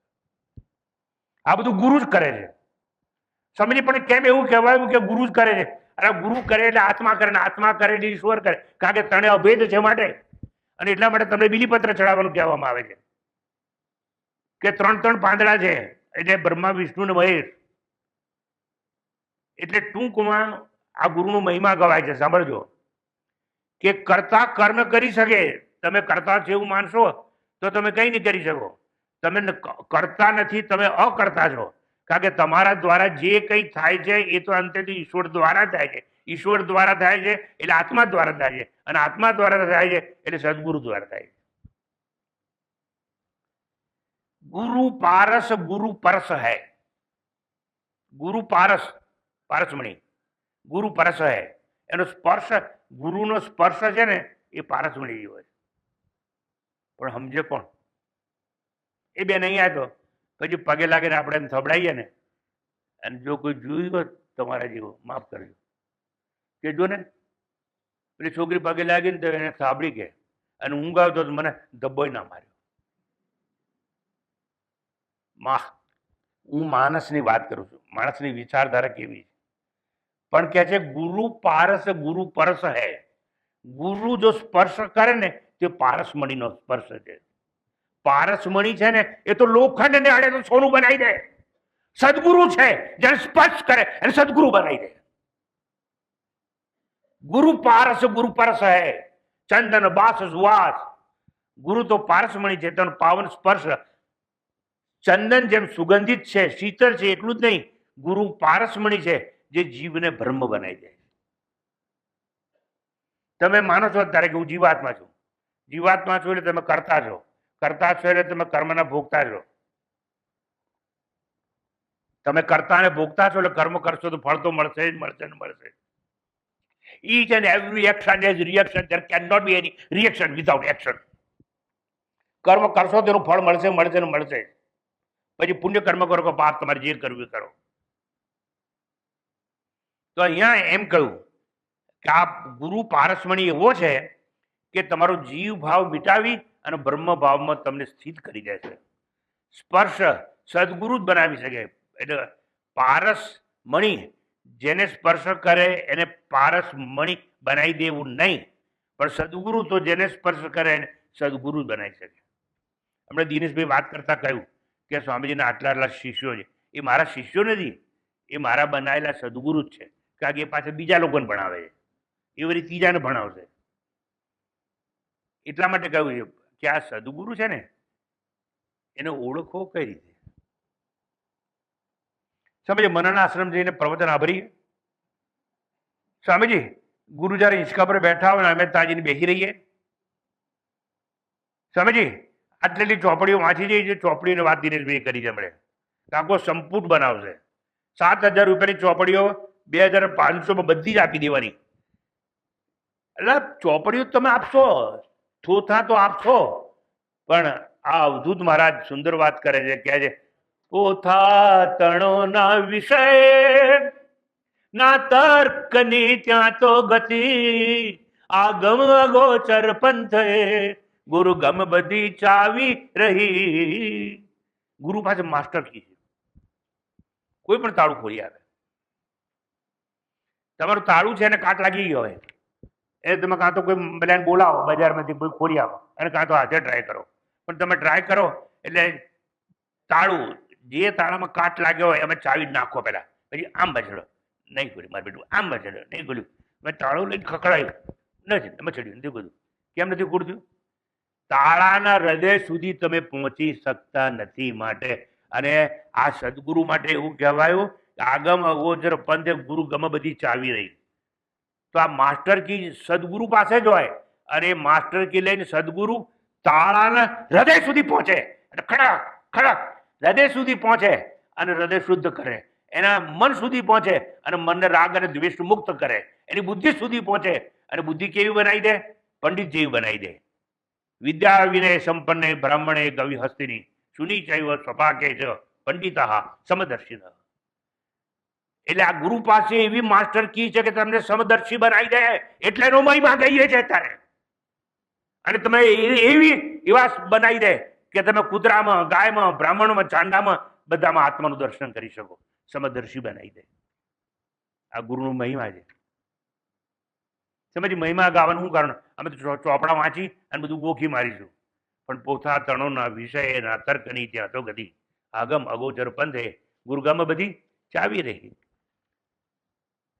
હવે આ ગુરુ જો આવા મહાન હોય તો એના માટે મેં કહ્યું ને કે 7 સમુદ્રની સહી કરો તો એનો ગુણગાન ઓછા ના થાય.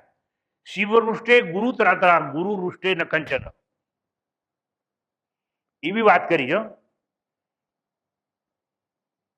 જો ભગવાન શંકર કોપાયમાન થાય તો ગુરુ ત્રાતા એટલે ગુરુ બચાવી શકે, પણ જો ગુરુ રૂષ્ટે ન કંચન ન કશ્ચન, ગુરુ જો કોપાયમાન થાય ને, ગુરુ મોઢેથી બોલશે નહીં હો, પણ જો ગુરુ અંદરથી કોપાયમાન થાય તો ભગવાન શંકર પણ બચાવી શકે નહીં. હું જ કહેતો, ઉપનિષદો કહે છે બધું, અને સંતો પણ કહે છે, અને કબીર કહે છે, કબીરા તે નરંધ હૈ गुरु को कहते और हरि रूठे गुरु ठौर है, गुरु रूठे नहीं ठौर. એ માણસ આંધળો છે છતી આંખે, જે ગુરુને ગેલ ફેલ કહે છે, ગુરુની નિંદા કરે છે. ગુરુ એટલે કોણ? એવા તો કેટલાય જોયા છે. અમે તો આ રખડતા કંઈક 1 ને 1000 જોયા છે. અમે તો ગુરુમાં માનતા જ નથી. કેમ? અમારે શિષ્ય બનવું નથી માટે. એને કહે છે કે આ ગુરુ છે, એના વિશે જો અપશબ્દો કોઈ બોલે, એને પારકા ગણે, એ છતી આંખે અંધ છે, એમ કબીર કહે છે. કારણ કે ઈશ્વર કોપે તો ગુરુ રક્ષક છે, પરંતુ ગુરુ કોપે તો કોઈ રક્ષક નથી. સદગુરુનો કોપ પણ પુણ્ય પ્રકોપ છે, ક્રોધ નહીં. સદગુરુ નો ક્રોધ છે એ પુણ્ય પ્રકોપ છે. સદગુરુ જો તમને વળે ને તો તમારા સુધારા માટે. પણ સમજી એ બધું અમને સમજાય કઈ રીતે? તો કબીર પાસે જવું પડે. ગુરુ કુંભાર શિષ્ય કુંભ હૈ, ગઢ ગઢ કાઢે ખોટ, અંદર હાથ સહાર દે और બહાર મારે ચોટ. ગુરુ કુંભાર છે અને ઘડો છે ને એ શિષ્ય છે. પણ જો આમ પકડ્યો હોય અને ઘડાનો શેપ વાંકો ચૂકો છે, પણ આમ મારે ને તો જયારે માટી તો પોચી હોય અને નિભાડે પકવી ના હોય તો ખાડો પડી જાય. એટલે ગુરુ છે એનો બીજો હાથ અંદર રાખે. ગુરુ કુંભાર શિષ્ય કુંભ હૈ, ઘટ ઘટ મારે ચોટ.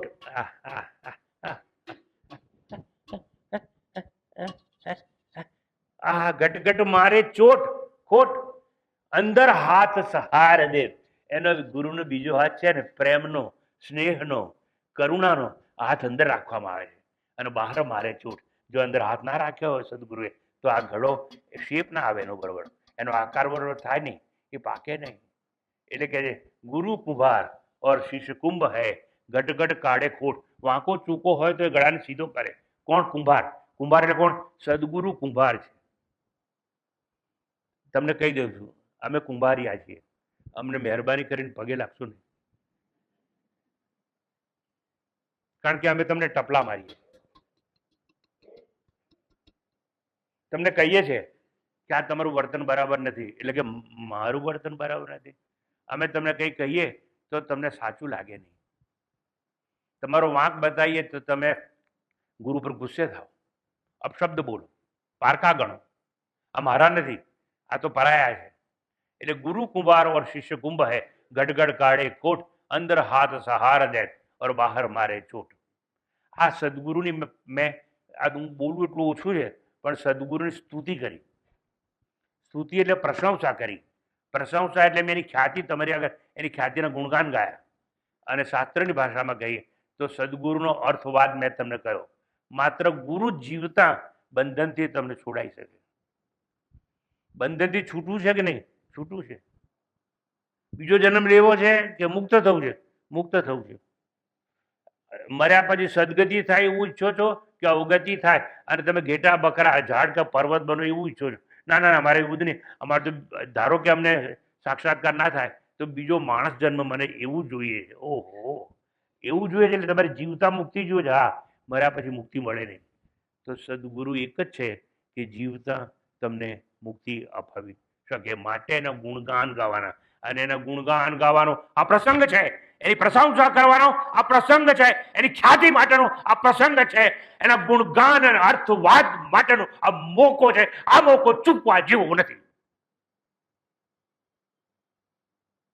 કોની વાત ચાલે છે? સદગુરુની વાત ચાલે. જીવતા જ એ તમને બંધનથી છોડાવી શકશે, મૃત્યુ પછી નહીં. જીવતા મુક્તિ આપે સદગુરુ. જીવતા સંસારનો બાદ કરાવે એ સદગુરુ. કારણ કે સદગુરુ એ જ્ઞાનાગ્નિ છે. જ્ઞાનાગ્નિ સર્વ કર્માણી ભસ્મસાત ગુરુ તે. ગુરુ જો જ્ઞાન આપશે અને જ્ઞાન તમે લેશો અને જો તમને આત્મજ્ઞાન પ્રાપ્ત થશે તો પુણ્ય કર્મનું ફળ પણ નહીં મળે અને પાપ કર્મનું ફળ પણ નહીં મળે. એટલે નહીં મળે સ્વર્ગ અને નહીં મળે નર્ક, અને તમે સ્વર્ગ અને નર્કમાંથી મુક્ત થઈ જશો અને પુનર્જન્મ તમારું નહીં થાય. ગુરુ તમને શીખવાડશે કે શરીર છોડતા પહેલા છેલ્લી સમય છે ને, ઈશ્વરનું નામ યાદ કરો, સ્મરણ કરો. અંતકાલે ચ મામેવ સ્મરણ મુક્તવા કલેવરમ. કલેવરમ એટલે શરીર. આ શરીર છૂટવાનું હોય ને એ પહેલા એનું સ્મરણ કરો. એનું સ્મરણ કરતા કરતા શરીર છૂટી જશે તો આપણે એને જ પ્રાપ્ત થઈશું. પણ શીખવાડ્યું કોણે? સદગુરુએ શીખવાડ્યું. અને કોણે શીખવાડ્યું કે તમે બંધનમાં પણ નથી ને મુક્ત પણ નથી? મને એવો મનુષ્યાણામ કારણ બંધ મોક્ષ. ઉપનિષદ હોય, પણ ઉપનિષદો કોણે ભણાય? સદગુરુએ. પણ સદગુરુ પાસે જઈને ઉપનિષદ કોઈને ભણવા નથી. પુણ્ય પાપ બાળી અને પુનર્જન્મથી મુક્ત થવું હોય તો એક જ રસ્તો, સદગુરુની પાસે જવાનું. સદગુરુ પ્રથમ શ્રવણ કરાવે. શ્રવણ કરાવે. કોનું શ્રવણ કરાવે? સિનેમાનું. કોનું સ્મરણ કરાવે? મોબાઈલમાં આવતા ગાયનનું. કોનું સ્મરણ કરાવે? કોનું સ્મરણ કરાવે? વેદાંતનું શ્રવણ કરાવે. સદગુરુ વેદાંતનું શ્રવણ કરાવે. પણ સ્વામીજી બહુ વેદાંત સાંભળ્યું, ઉપનિષદો આપણે ગીતા આપણી, પત્તો ખાધો નથી તો મનન કરાવે. સ્વામીજી મનન પણ કર્યું પણ અમારો પત્તો ખાધો નથી તો નિધિધ્યાસન કરાવવામાં આવે. આજનો પ્રસંગ મારો મુખ્ય વિષય. અત્યાર સુધી મેં જેટલી વાત કરીને એ પ્રસ્તાવનાની વાત કરી. પણ જો તમારી ધીરજ હોય તો બેસો તો હું તમને મુખ્ય વાત કરું. બોલો, શાંતિ પાઠ કરીને જવું છે કે થોડી વાત સાંભળવી? બેસવું છે કે જવું છે? મફતમાં લેવું છે જ્ઞાન કે નથી લેવું? તો જો આ ગુરુનો મહિમા, ગુણગાન, અર્થવાદ કેમ કરવાનો? કારણ કે એવું કહ્યું છે ગુરુ જ્ઞાન આપે. પણ જ્ઞાનથી શું થાય? હું નથી કહેતો, ઉપનિષદો કહે છે જ્ઞાનાત મુક્તિ રીતે જ્ઞાને ન મુક્તિ. અને એવું કહે છે કે સદગુરુ એક જ છે. મુખ્ય વાત હું મારો વિષય ભરાવું છું. આખી મુખ્ય વાત આજના પ્રસંગમાં, પાદુકા પૂજનના પ્રસંગમાં, ગુરુ પૂર્ણિમાના પ્રસંગમાં મુખ્ય વાત શરૂ થાય છે. એક જ છે, સદગુરુ જ છે જે આપણને પહેલા શ્રવણ કરાવે. શ્રવણમ તુ ગુરોહો પૂર્વમ મનનમ તદંતરમ. પહેલા આપણને શ્રવણ કરાવે. શ્રવણથી શ્વેત કેતુને શ્રવણ કરાવીને સાક્ષાત્કાર થયો. પણ હવે તમે મને એવું ના પૂછી શકો કે શ્વેત કેતુ કોણ હતો, નહીં તો બીજો ઇતિહાસ કહેવો પડે. એટલે એવું નહીં, પહેલા શ્રવણ દ્વારા સાક્ષાત્કાર થાય. આ તમે જે કરો છો ને આ શ્રવણ. અને એક વસ્તુ કહી દઉં, તમારી પાસે કાન છે, મળદાને કાન હોય છે. તમારી પાસે કાન છે ને, પણ ભરૂચમાં હજારો લોકો પાસે કાન છે, પણ બધા અહીંયા હાજર નથી. તમે હાજર છો એ તમારા કાનથી ગુરુ તમને શ્રવણ કરાવે. ઉપનિષદોનું શ્રવણમ તુ ગુરોહો પૂર્વમ મનનમ તદંતરમ નિધિધ્યાસનમ ઇત્યેતત. અને એ પછી નિધિધ્યાસન કરવામાં આવે અને નિધિધ્યાસન દ્વારા સાક્ષાત્કાર થાય જીવતા. There is no other way. તો જો નિધિધ્યાસન કરતા આવડે તો નિધિધ્યાસનના બળથી પૂર્ણ બોધસ્ય કારણમ, તમને પૂર્ણ બોધ, આત્મજ્ઞાન થઈ જાય. શાસ્ત્રોનું શ્રવણ કરવાનું. પણ પાછા શાસ્ત્રો એવું કહે છે, શ્રુતે હે સતગુણમ વિદ્યાત મનનમ મનનાદપી. શ્રવણ કરતા 100 ગણું મોટું છે મનન. મનનાદપી નિધિધ્યાસનમ લક્ષ ગુણમ અનંતમ નિર્વિકલ્પમ. એના કરતા લાખ ગણું ઉત્તમ હોય તો એ નિધિધ્યાસન. તમે સાધુ બન્યા છો? હા. એટલે તમે મા બાપે છોડ્યા છે? હા. એટલે તમે સગાવાળા જોડે સંબંધ બી છોડ્યો છે? હા. એ તમે આટલું બધું છોડ્યું છે તો એ તમને જ્ઞાન કેમ પ્રાપ્ત થતું નથી? એકલું શ્રવણ ના ચાલે, પછી મનન કરવું જોઈએ. છેલ્લામાં છેલ્લું નિધિધ્યાસન. નિધિધ્યાસનમ લક્ષ ગુણમ અનંતમ નિર્વિકલ્પમ. શ્રવણ કરતા મનન 100 ગણું ઉત્તમ છે અને મનન કરતા નિધિધ્યાસન લાખ ગણું ઉત્તમ છે. આવું આદિશંકર મહારાજ વિવેક ચોડામણી દ્વારા આપણને સમજાવે. વોટ ઇઝ નિધિધ્યાસન? હવે મારો વિષય. નિધિધ્યાસન એ ધ્યાન નથી. પેલી ચોખવટ લોકો મંડ્યા છે, ધ્યાન ધ્યાન ધ્યાન.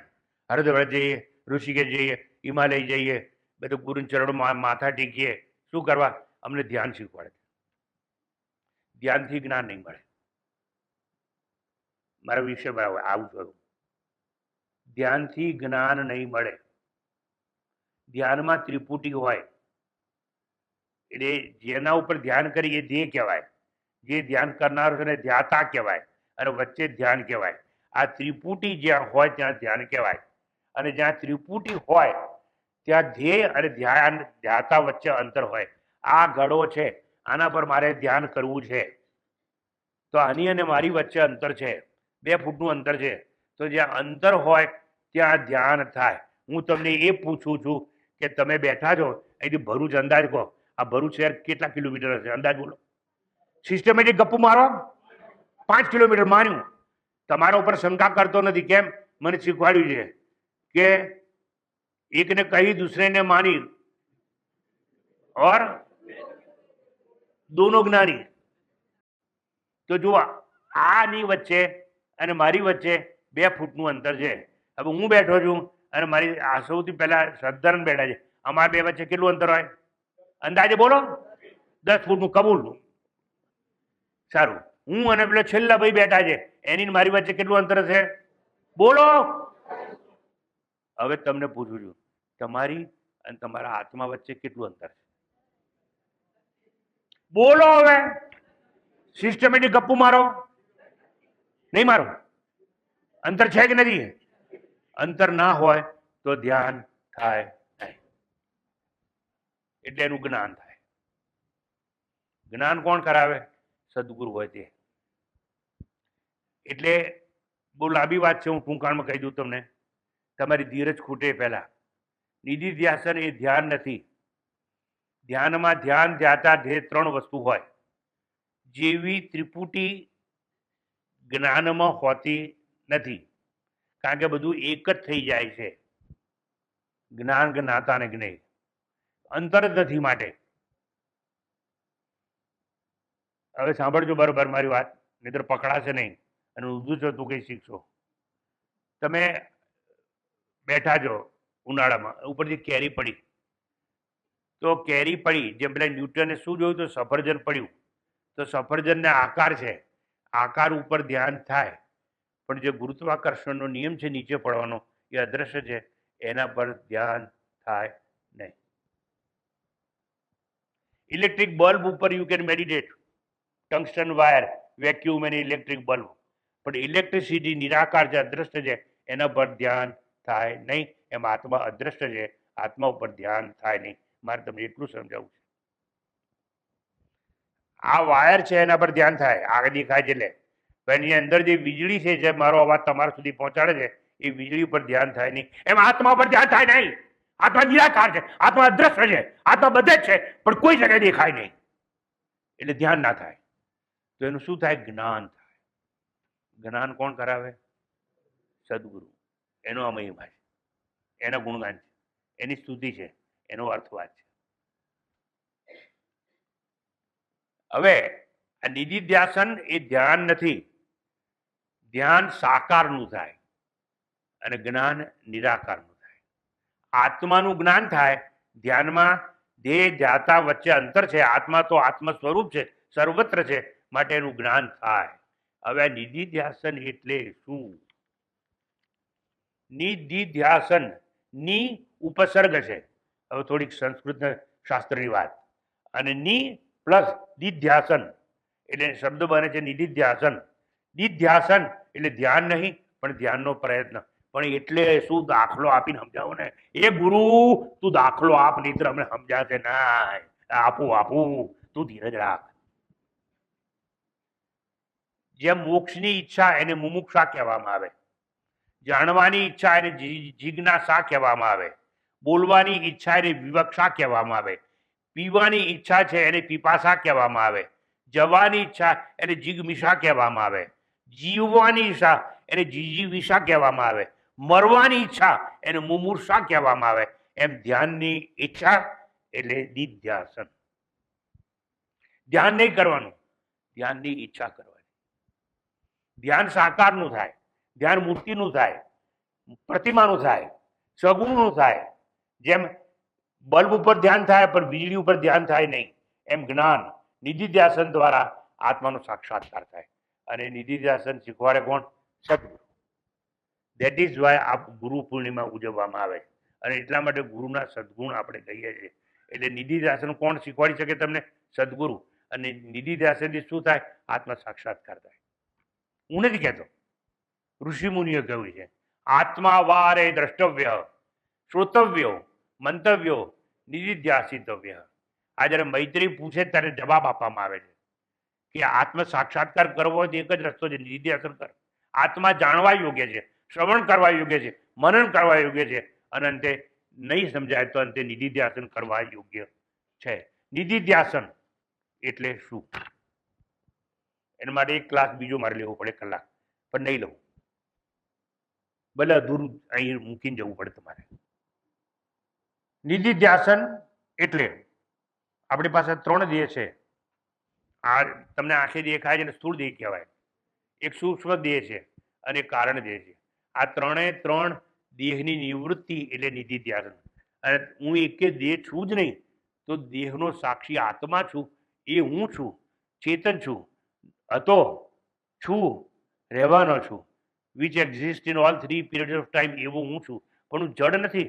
એટલા માટે હું ચિત્ત છું. એટલે સત અને ચિત્ત આવે. અને જ્યારે મને ખબર પડે કે હું ચૈતન્ય સ્વરૂપ છું, જડ નથી, ત્યારે આનંદ ઉત્પન્ન થાય. એટલે હું આનંદ સ્વરૂપ પણ છું, હું સચ્ચિદાનંદ સ્વરૂપ છું. આવું તમને શીખવાડે કોણ? સદગુરુ. એટલે સદગુરુના ગુણગાન ગાવાનો પ્રસંગ છે. આવું કોણ સમજાવે? સદગુરુ. સદગુરુ સાક્ષાત્કાર કરાવે નિધિધ્યાસન દ્વારા.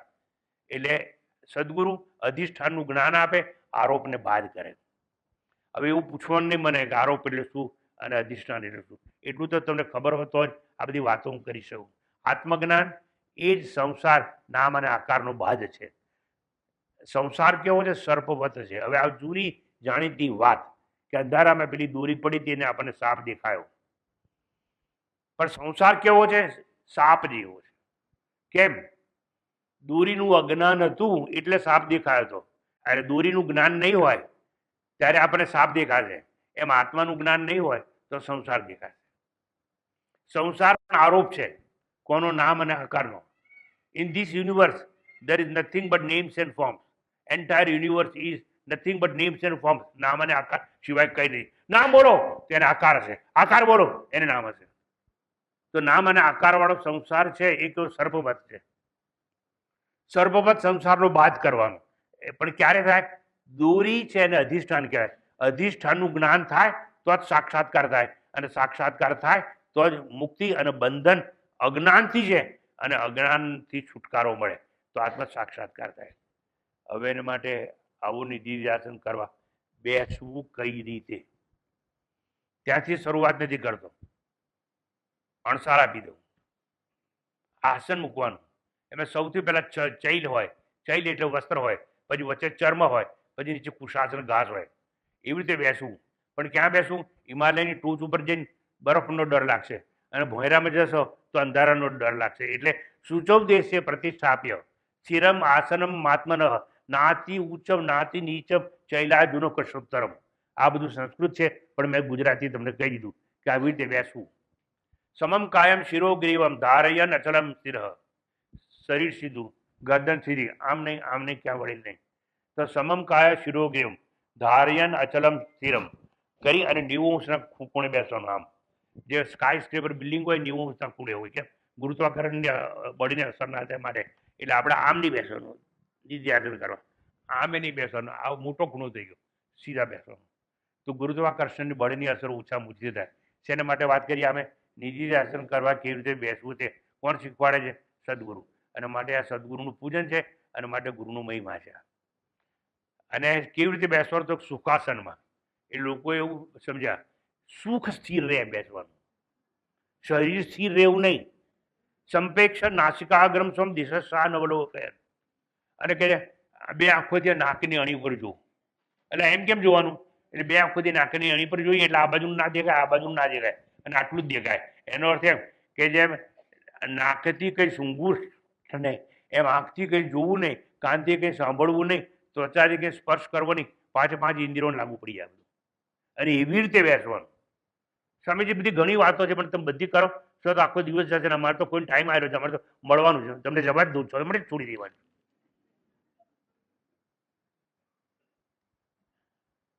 આસન જો આવી જાય તો 3 શરીર છે એની નાબૂદી કેવી રીતે કરવી? એ સ્થૂળ દેહની નિવૃત્તિ.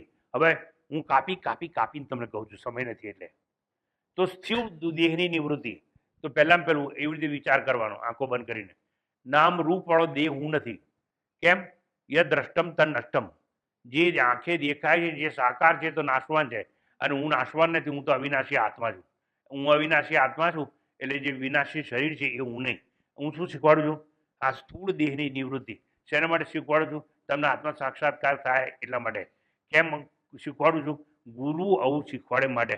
અને હું કોઈનો ગુરુ નથી, હું શિષ્ય છું, જેમ માતાજી કહ્યું છે. પણ મારી ફરજ છે કે મારે તમને આજે અહીં આવ્યા છો એટલે મારે કહેવું પડે. તો દેહ અને આકાર, એના માટે અષ્ટાવક્ર ગીતા એવું કહે છે, સાકારમ અનૃતમ વિદ્ધિ નિરાકારમ તુ નિશ્ચલમ. જે કંઈ સાકાર છે નાશવાન છે, નિરાકાર છે એ સત્ય છે, નિશ્ચલ છે. નામ રૂપ મુક્ત હું નિરાકાર આત્મા છું. જીવન મૃત્યુ દેહને છે, હું જ આત્માને નહીં. આવો વિચાર કરવાનો. જન્મ કોનો? મારા શરીરનો. ઉજવું છું શરીરની વરસગાંઠ, પણ હું એમ કહું છું કે મારી વરસગાંઠ છે એટલે મેં એવું માન્યું કે હું શરીર છું. બસ આ મોકાણ. તું શરીર નથી તો તું વરસગાંઠ શું કામ ઉજવે છે? પણ મારી પાસે બધા આવે છે, મને આશીર્વાદ આપો ને. કેમ? આજે મારી વરસગાંઠ છે. અમારે તો છૂટકો જ નહીં ને. સાચું ખોટું લે તારા માથે હાથ મૂકી અને આશીર્વાદ આપી દઉં. કે મને ખબર છે કે આ માણસ સમજતો નથી. આ સ્થૂળ દેહનો બાદ કરવાનો આત્મ સાક્ષાત્કાર કરવા માટે. જો અમરતા જોઈતી હોય તો, જો જન્મ મૃત્યુથી મુક્ત થવું હોય તો, એટલે નામ રૂપ મુક્ત હું નિરાકાર આત્મા છું. જન્મ જીવન મૃત્યુ દેહને છે, મને નહીં. હું જ આત્માને કદી અભાવ હતો નહીં. હું તો આત્મા છું અને જન્મ પહેલા પણ હતો, અત્યારે પણ છું અને રહેવાનો પણ છું. એવો હું છું, આવું ચિંતન કરવાનું. તો નિધિધ્યાસન કર્યું કહેવાય. જન્મ પૂર્વે હતો, મૃત્યુ બાદ રહેવાનો છું અને વર્તમાને ચૈતન્ય સ્વરૂપ છું. ત્રિકાલે અપી તિષ્ઠતિ ઇતિ સત. હું સતત સ્વરૂપ છું, અસ્તિત્વ સ્વરૂપે છું. સૌને સત્તા અને ચૈતન્ય પ્રદાન કરું છું. દુઃખ મુક્ત છું, હું આનંદ સ્વરૂપ છું. દ્રષ્ટા અસંગ છે અને દ્રશ્ય છે. સાંભળજો, દ્રષ્ટા હોય એ અસંગ છે અને જે દ્રશ્ય હોય એ સંગવાળ હોય, આસક્તિવાળ હોય. જેને આકાર છે એને તમે અડી શકશો. હું તમને કહું છું, તમને અડો છો, તમને અડો ને તમે. અરે રામ રામ. એક વાર તો માનો મારી વાત. હું તમને કહું છું, તમને અડો છો, નહીં અડી શકો, કારણ કે તમે આત્મા છો. એ નિરાકાર છે, અવ્યક્ત છે, અદ્રશ્ય છે, અને એ હું છું. એવું જ્ઞાન ક્યારે થાય? સ્થૂળ શરીરનો બાદ કરીએ ત્યારે થાય. દેહ મુક્ત છું. દ્રષ્ટા અસંગ છે, દ્રષ્ટા લિંગ મુક્ત છે. આ બાજુ બધી કોણ બેઠું છે? બહેનો. અને આ બાજુ કોણ બેઠું છે? ભાઈઓ. એ તું ભાઈએ નથી ને તું બહેને નથી. ના સામેજી, અમે તો બધી બહેનો ને એટલે બહેનોને બધા ધમકાવે જ ખરા. એટલે પણ તને કોણે કહ્યું તું બેન છે? તું આત્મા છે એવું સમજ ને. શું સમજાવું છું? સ્થૂળ દેહનો બાદ કેવી રીતે કરવો તે. હું સ્ત્રી પણ નથી અને હું પુરુષ પણ નથી. તમારે કેટલા બાળકો છે? હું 2 છોકરાનો બાપ છું. અલા, તું શરીર નહીં, તું સ્થૂળ નહીં, તું સાકાર નહીં, તું દેખાય એવો નહીં, તો તું બાપ થયો કેવી રીતે? હું આત્મા છું એવું નથી સમજવું કોઈને, હું બાપ છું એવું સમજવું છે. અને આ મારો છોકરો છે, એ છોકરામાં આસક્તિ છે, એ છોકરામાં રાગ છે, એ છોકરો મારો જ છે. હું છોકરાને જંપીશ નહીં લીધા વગર. એટલે આવા મૂર્ખ લોકો તો આ દુનિયામાં લાખો ને કરોડોની સંખ્યામાં પડે. સ્થૂળ શરીરનો વાત કરવાની વાત હું કરું. એટલે હું માં નહીં, બાપ નહીં. એટલે તમે ડોક્ટર ખરા નહીં, એન્જિનિયર ખરા નહીં, ચાર્ટર્ડ એકાઉન્ટન્ટ ખરા નહીં. એ તો મારી ઉપાધિ છે. એ તો મારી બુદ્ધિ ભણી અને ચાર્ટર્ડ એકાઉન્ટન્ટ થઈ, મારી બુદ્ધિ ભણી અને બુદ્ધિ ડોક્ટર થઈ. પણ હું બુદ્ધિ નથી. પણ તમે કેવી રીતે કબૂલ કરો કે હું બુદ્ધિ નથી? કેટલીક વાર હું કહું છું મારી બુદ્ધિ બેર મારી ગઈ છે, હું આજે નિર્ણય લઈ શકું એમ નથી. એટલે તમારી બુદ્ધિને તમે જાણો છો, એટલે બુદ્ધિને જ્ઞાતા છો, એટલે બુદ્ધિથી જુદા છો, એટલે તમે બુદ્ધિ નથી. મારું મન દુખી છે એટલે તમે મનના સાક્ષી છો, મનના જ્ઞાતા છો, એટલે તમે મન. પણ આપણે સમજવા તૈયાર નથી. સ્વામીજી અમે તો સંન્યાસી છીએ. એટલે તને સંન્યાસી કોણ બનાવ્યા? શું કપડાં પહેરવે તું સંન્યાસી થઈ ગયો? તો તું બ્રહ્મચારી પણ કરો, તું ગૃહસ્થ કરો, વાનપ્રસ્થ કરો અને સંન્યાસી કરો. આ તો બધું ઉપાધિઓ છે આપણને મળેલી. જો આપણે શરીર જ નથી તો આપણે બ્રહ્મચારી કે સંન્યાસી કેવા? એટલા માટે જ્ઞાની લોકોને જો પૂછવામાં આવે, હસ્તામરક જેવા નથી, કહે છે ના હમ મનુષ્યો ન ચ દેવ યક્ષો ન બ્રાહ્મણ ક્ષત્રિય વૈશ્ય શૂદ્રા. હું આમાંનું કંઈ નથી, હું દેહ નથી, હું દેહ નથી. ના, સવારના પર પ્રાર્થના કરીએ, પ્રાર્થના છેલ્લે આવે પ્રાતઃ સ્મરામીમાં કે તદ બ્રહ્મ નિષ્કલમ અહમ ન ચ ભૂત સંગ. હું એ પરબ્રહ્મ છું જે સચ્ચિદાનંદ સ્વરૂપ છે, અને 5 મહાભૂતોનું શરીર હું નથી. એટલે પૃથ્વી, આકાશ, જળ, વાયુ, અગ્નિ નો સંગ છે, એનો બન્યો દેહ, એ દેહ હું નથી. હું શું સમજાવું છું? સાક્ષાત્કાર કરવો હોય, આત્મજ્ઞાન પ્રાપ્ત કરવું હોય તો પેલા સ્થૂળ દેહ છે એનો બાદ કરવો જોઈએ. આટલું જ સમજાઈશ. અને એના માટે આદિ શંકરાચાર્ય કહે છે જાતિ નીતિ કુલ ગોત્ર દૂરગમ નામ રૂપ ગુણ દોષ વર્જિતમ દેશ કાલ વિષયાતિ વર્તિયત તદ બ્રહ્મ તત્વમસી ભાવયાત્મની. હું જાતિ નહીં, નીતિ નહીં, કુળ નહીં, મારે ગોત્ર નહીં, નામ નહીં, રૂપ નહીં, ગુણ નહીં. આ શું સમજાવું છું? સ્થૂળ શરીરનો બાદ. એટલે શું સમજવાનું કે હું આત્મા છું, એક છું, અદ્વિતીય છું, અખંડ છું, નિરાકાર છું, નિર્ગુણ છું, ચૈતન્ય છું, આત્મા છું, છતાં નામ આકારે અનંત ભાસું છું. છું એક પણ અનંત ભાસું છું. માટી છું એક પણ અનંત ભાસું છું. ઘડા તરીકે, કોડિયા તરીકે, નળિયા તરીકે ભાસું છું. એમ છું એક આત્મા સચ્ચિદાનંદ, પણ જીવાત્મા રૂપે અનંત રૂપે ભાસું છું. હું ભાસું છું અનેક રૂપે, પણ છું એકનો એક. આવી રીતે તમે જો વિચાર કરશો તો જે સ્થૂળ દેહ છે એનો બાદ કરી શકીશું. અને આવી રીતે બાદ કરતા કરતા આપણે આખી વાત સમજવાની છે. અંતે ટૂંકમાં તમને જવાબ દેવા માટે છેલ્લી વાત કરી દઉં. આખું જગત અસત્ય છે, સત ભાષે છે, સત છે નહીં. જ્ઞાનાગ્નિ સર્વકર્માણી ભસ્મસાત કુરુતે થતા. જો આત્મજ્ઞાન થાય તો આખું બધું ભસ્મ થઈ જાય, નામ અને આકારનું જગત. પણ આ પ્રપંચ છે ને, એ અમને સાચો કેમ લાગે છે? આ પ્રપંચ એટલે શું? જે 5 થી બન્યું હોય તે 5 આકાશ, વાયુ, જળ, એ 5 તત્વોથી શું બન્યું શરીર? હાથના આંગળા કેટલા? 5. પગના આંગળા કેટલા? 5. પ્રાણ કેટલા? 5. પ્રાણ, વ્યાન, ઉદાન, સમાન 5 પાંચનો બન્યો પ્રપંચ. આ પ્રપંચ સત્ય નથી. પ્રપંચ સત્ય ક્યારે હોય? પ્રપંચો યદિ વિદ્યેત નિવર્તેત ન સંશય. માંડુક્યકારી કહે છે માયા માત્ર મિદમ દ્વૈતમ અદ્વૈતમ પરમાર્થત.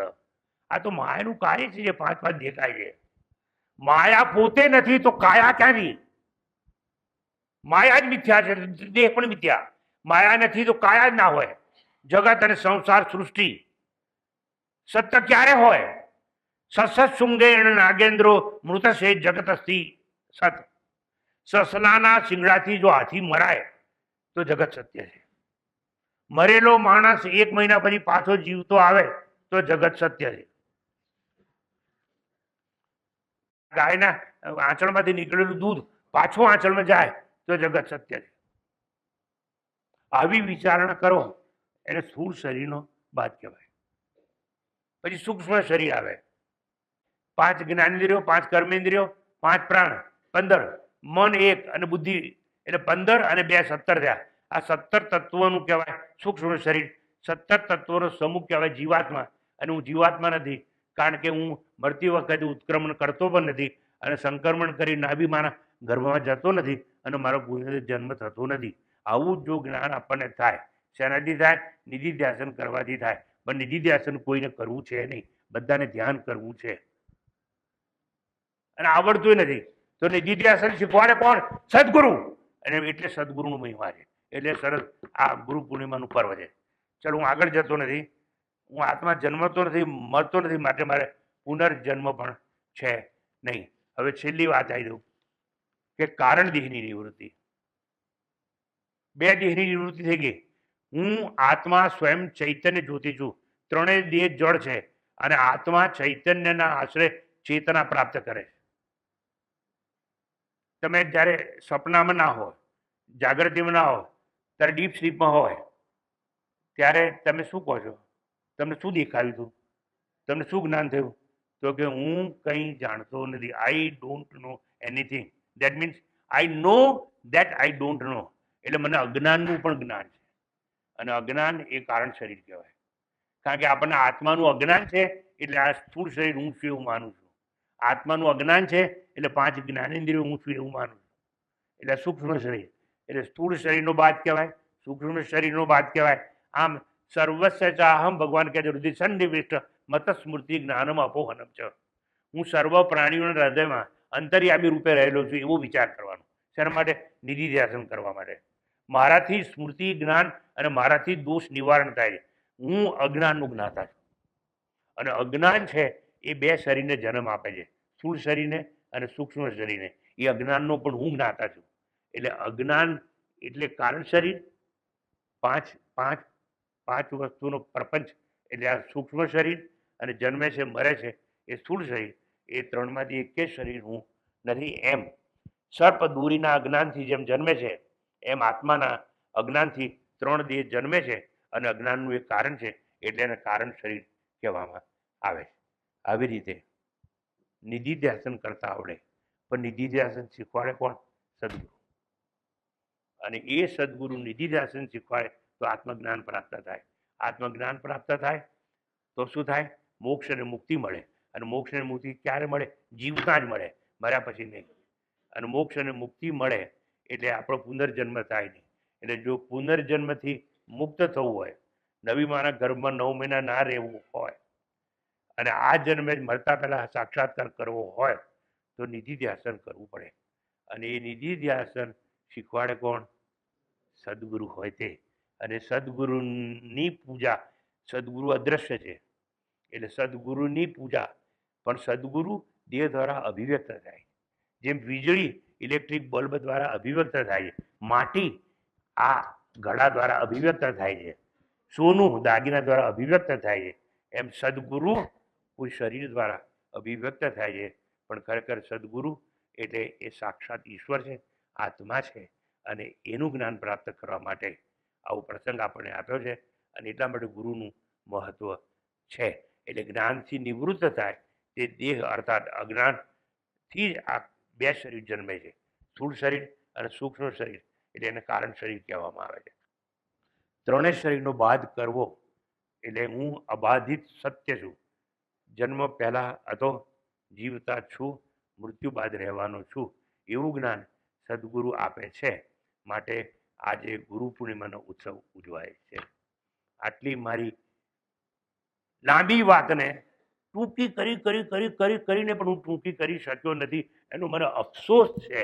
અને છતાં મારા અફસોસ સાથે તમારા શરીરમાં ઈશ્વર પ્રાણ પ્રતિષ્ઠા કાયમ કરતો રહે અને અંત ઘડી સુધી તમને એવો ભાસ પણ ના થાય કે સ્થૂળ શરીર છું, એવું જ્ઞાન તમને પ્રાપ્ત થાય એવી પ્રાર્થના કરી મારી વાણીને હું વિરામ આપું. શાંતિ પાઠ. ॐ पूर्णमदः पूर्णमिदं पूर्णात् पूर्णमुदच्यते पूर्णस्य पूर्णमादाय पूर्णमेवावशिष्यते. ॐ शान्ति शान्ति शान्तिः. हरिः ॐ. श्रीगुरुभ्यो नमः. हरिः ॐ.